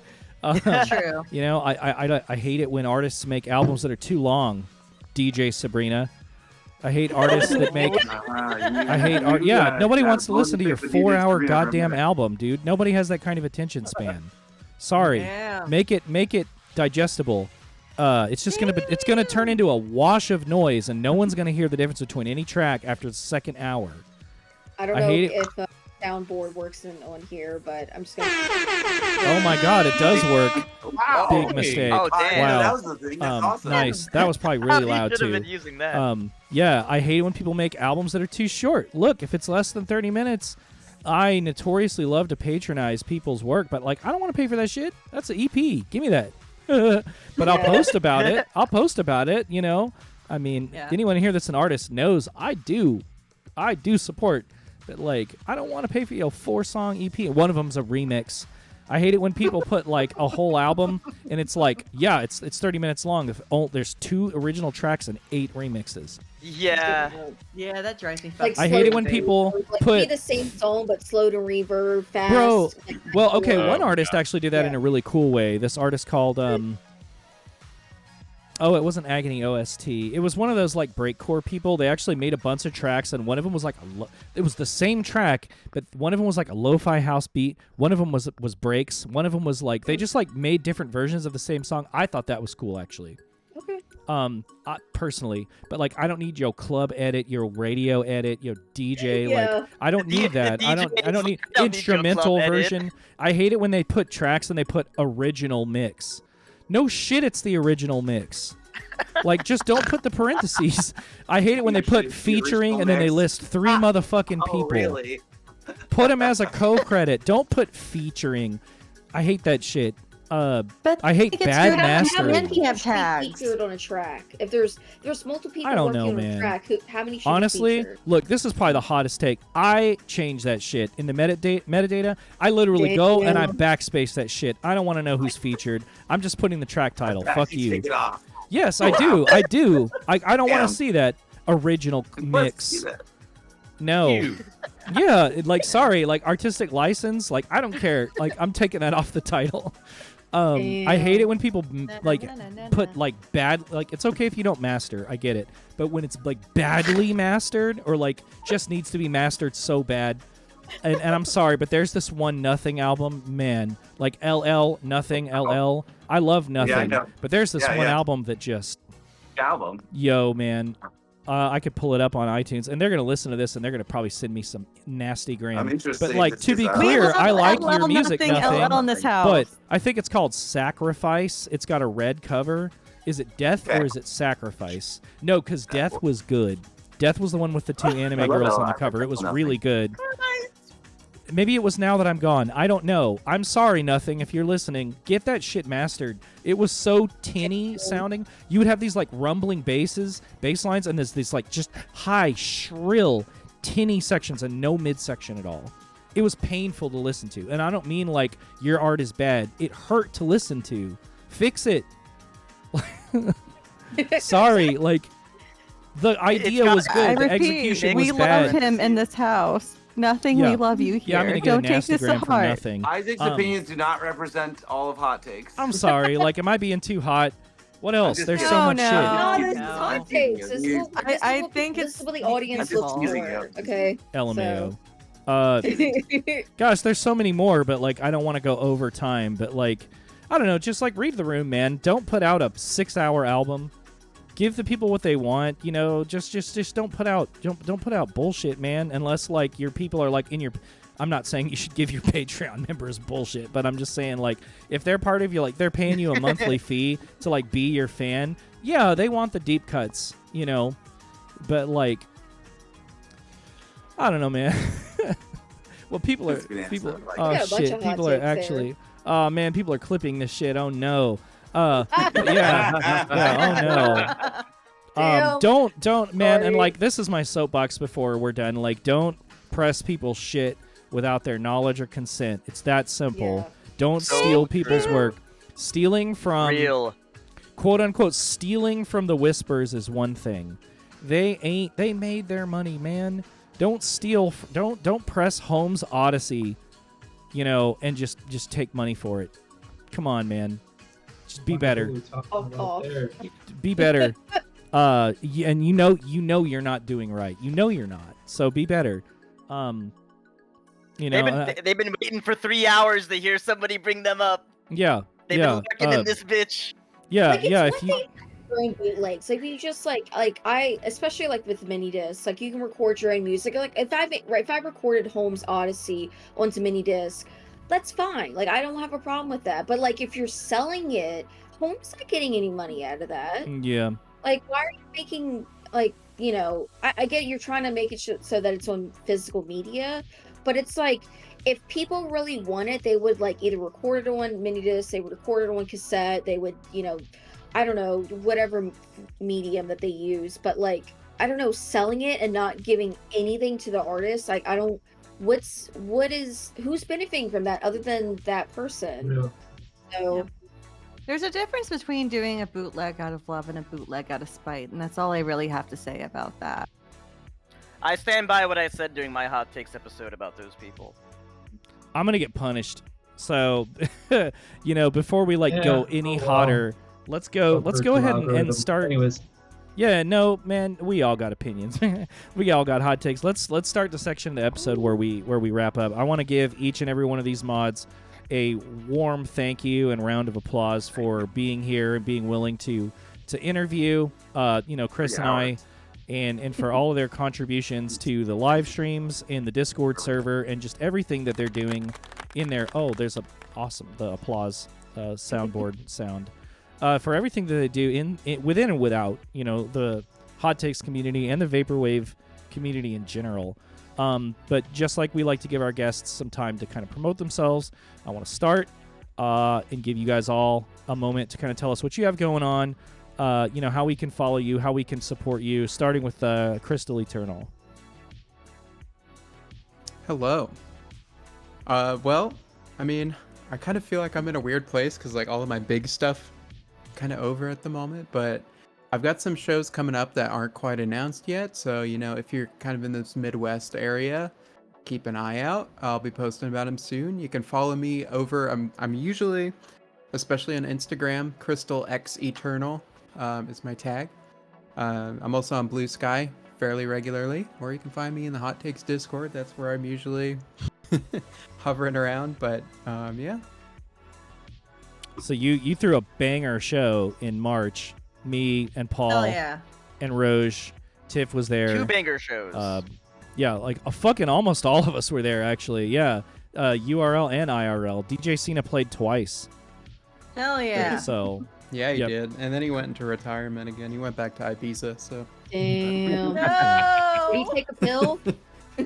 Yeah. Nice.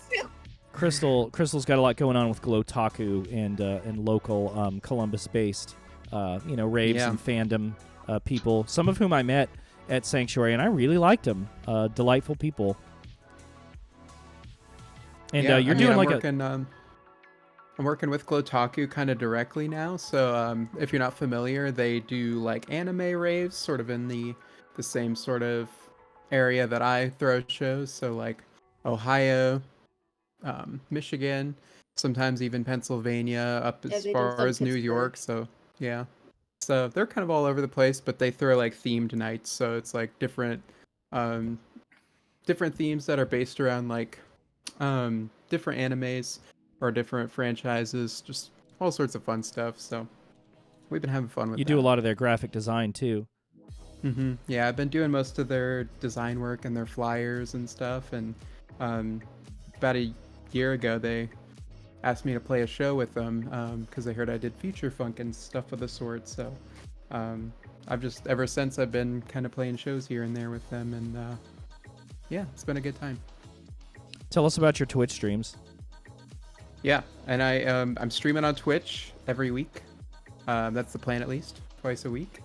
On Tuesdays, so tomorrow I'm gonna be live tomorrow at 7 p.m. EST. I'm gonna be streaming some art, so I'm gonna be working on commissions, stuff of the sort like that. And then on Thursdays I do music production, so I'm trying to get back into the groove of that and work on my house album right now. So if you pop in, you'll see me working on that. And that is on the Nostalgia Lounge Twitch channel. You can look us up, twitch.tv// Nostalgia Lounge. You can also look it up. Amazing. Thank you, Crystal, for being here tonight. Paul, what do you got going on? All right. Pretty light. Right now, the big thing I guess that I'm getting ready for is I2K2. Don't care. Which I do not very care. excited. Do not care, lol. Very excited about that. Looking forward to getting out and seeing everybody again. It was fun to see everybody at Sanctuary. I have a new single coming out on May 20th, and that if you want to hear it early, you can go listen to it on the Neon Knights Friends and Family stream. And Nice. there'll be another single out behind that, but I am being really slow about it. I've kind of hopped off the LP cycle a little bit, although there will be something larger around August, but I'm not going to say it yet. And Truman and I are getting ready to do some streams around here because we haven't really been focused on doing shows here in Denver, but we do want to get back to doing shows. And if you haven't checked out Truman's LP, Dreams You Kept Frozen, I'm going to go ahead and recommend that too because I fucking mastered it and it's badass. It's so good. True. And and I did release earlier this year my EP After Everything. If you still haven't checked it out, please go do it. It's fun. It's good. It's a banger. It's a good time. Thank you. And yeah, I think that's everything that is allowable to talk about, but always looking for new shit to do. Love that. Thank you, Paul. Roj. It's great to lead in now that he talked about I2K2. I'll try to keep this quick because I have a bit of a handful. First, some shout outs. Shout out Van Gogh. Shout out Saturn Fruit. Shout out Freswave. Shout out Lemon Sample. Shout out Michael Swag. Shout out Kimmins. Shout out Island. That's Matt. And most importantly, shout out all you guys for being absolute homies to me. All we love terrific you. people. Yeah. Aw. And as far as, and don't take it personally if I forgot your name. I'm sorry. I'm not.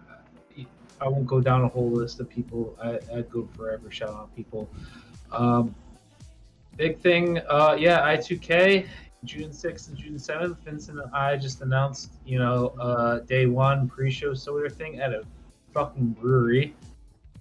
Nice. With, Whitewoods, Fat Frank, lineup. Wayfarer, SHIRO, Fiverr, and Van Gogh. And then we got the main day at same place as last year, Ember Music Hall. A lot of cool shit going down, cool performances. We'll do another giveaway.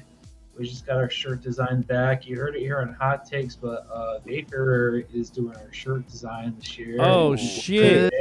Did not know that. It's fucking sick. I know I showed you guys.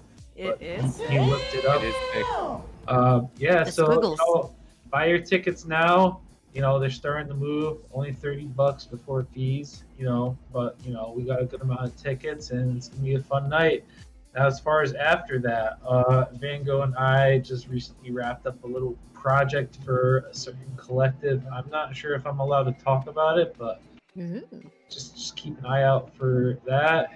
And if y'all know what I usually do comes to fall time, I won't talk too much about that, but I started slowly working towards that. So it'll be a pretty eventful year even after I2K.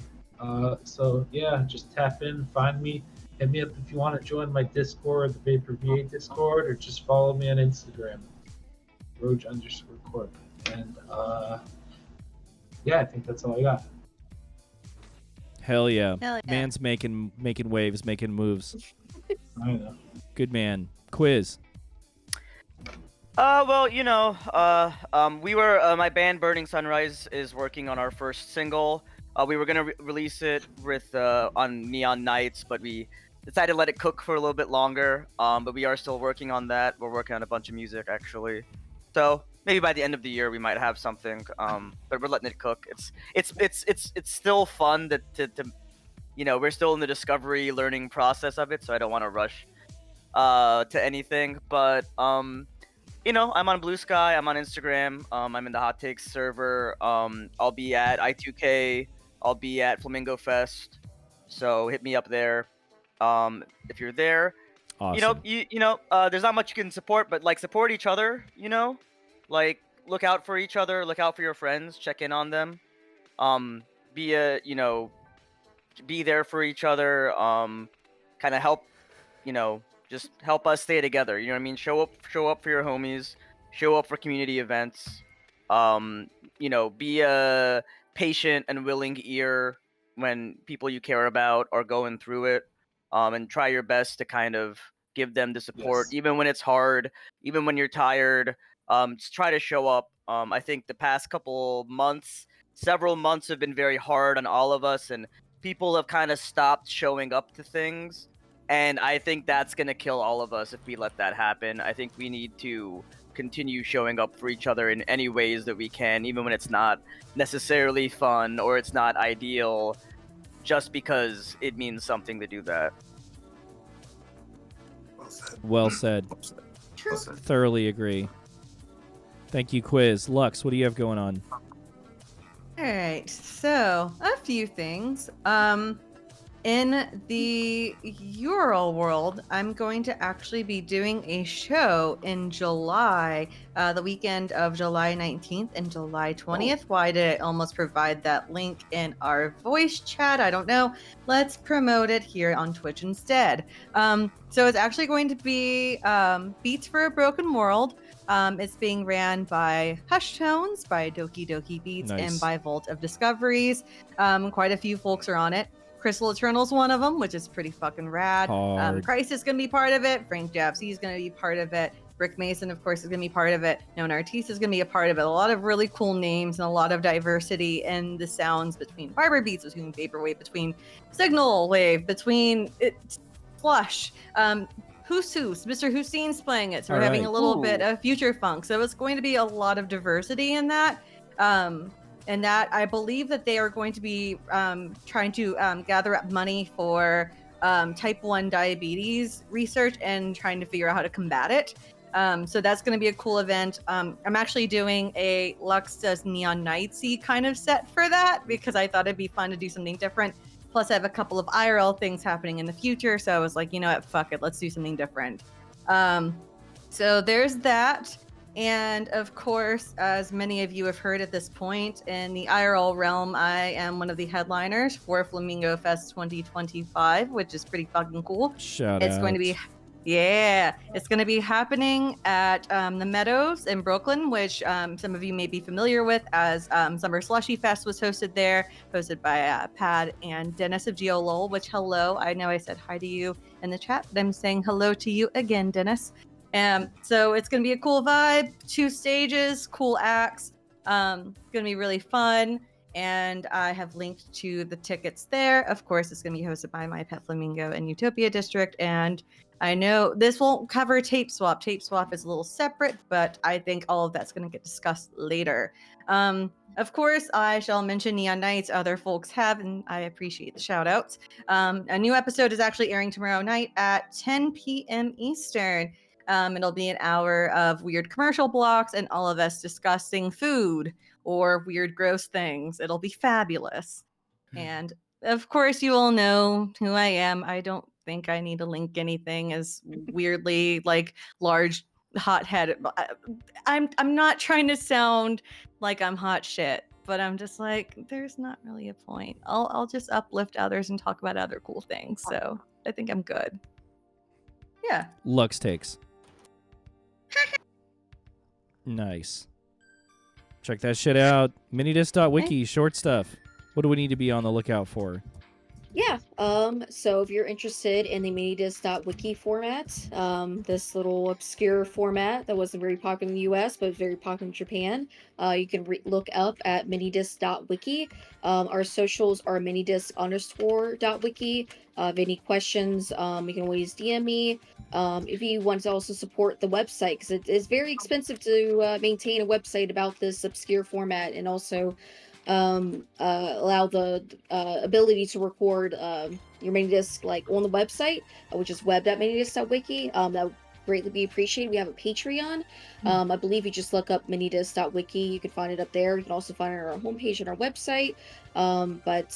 Yeah, so shout out Minidisc. Here's one of my favorite Minidisc players. Ooh. Yeah. Ooh, yeah. Very compact. Very duochrome. It's purple and blue. Really cool. I think that's Hell yeah. Very cool. Oh, yeah. Man, Chris, I would just as well dispense with what we have to say, unless you have anything like really important you want to tease. Sanctuary Volume 2 is May 31st at the venue Underground Arts in Philadelphia, Pennsylvania. Nice. Sanctuary is the huge goth party that I throw with Riot Nerd. It's 2 rooms. One room is 80s and 90s goth music. The other room is going to be dark synth and witch house. That's the room I DJ in. It's May 31st at Underground Arts. And go follow my Instagram for photography, death_romantique. I've got some interesting collabs coming up with some brands and some creative directors who are working with me. Pretty cool lingerie collab that I'm doing soon too, which I'm pretty happy and excited about. So with that brand, so that's cool. Follow that. That's it. I'm going to make mine quick too. I am one of the opening DJs for Flamingo Fest. So shout out Utopia District and My Pet Flamingo for entrusting me with alongside Groove Remote and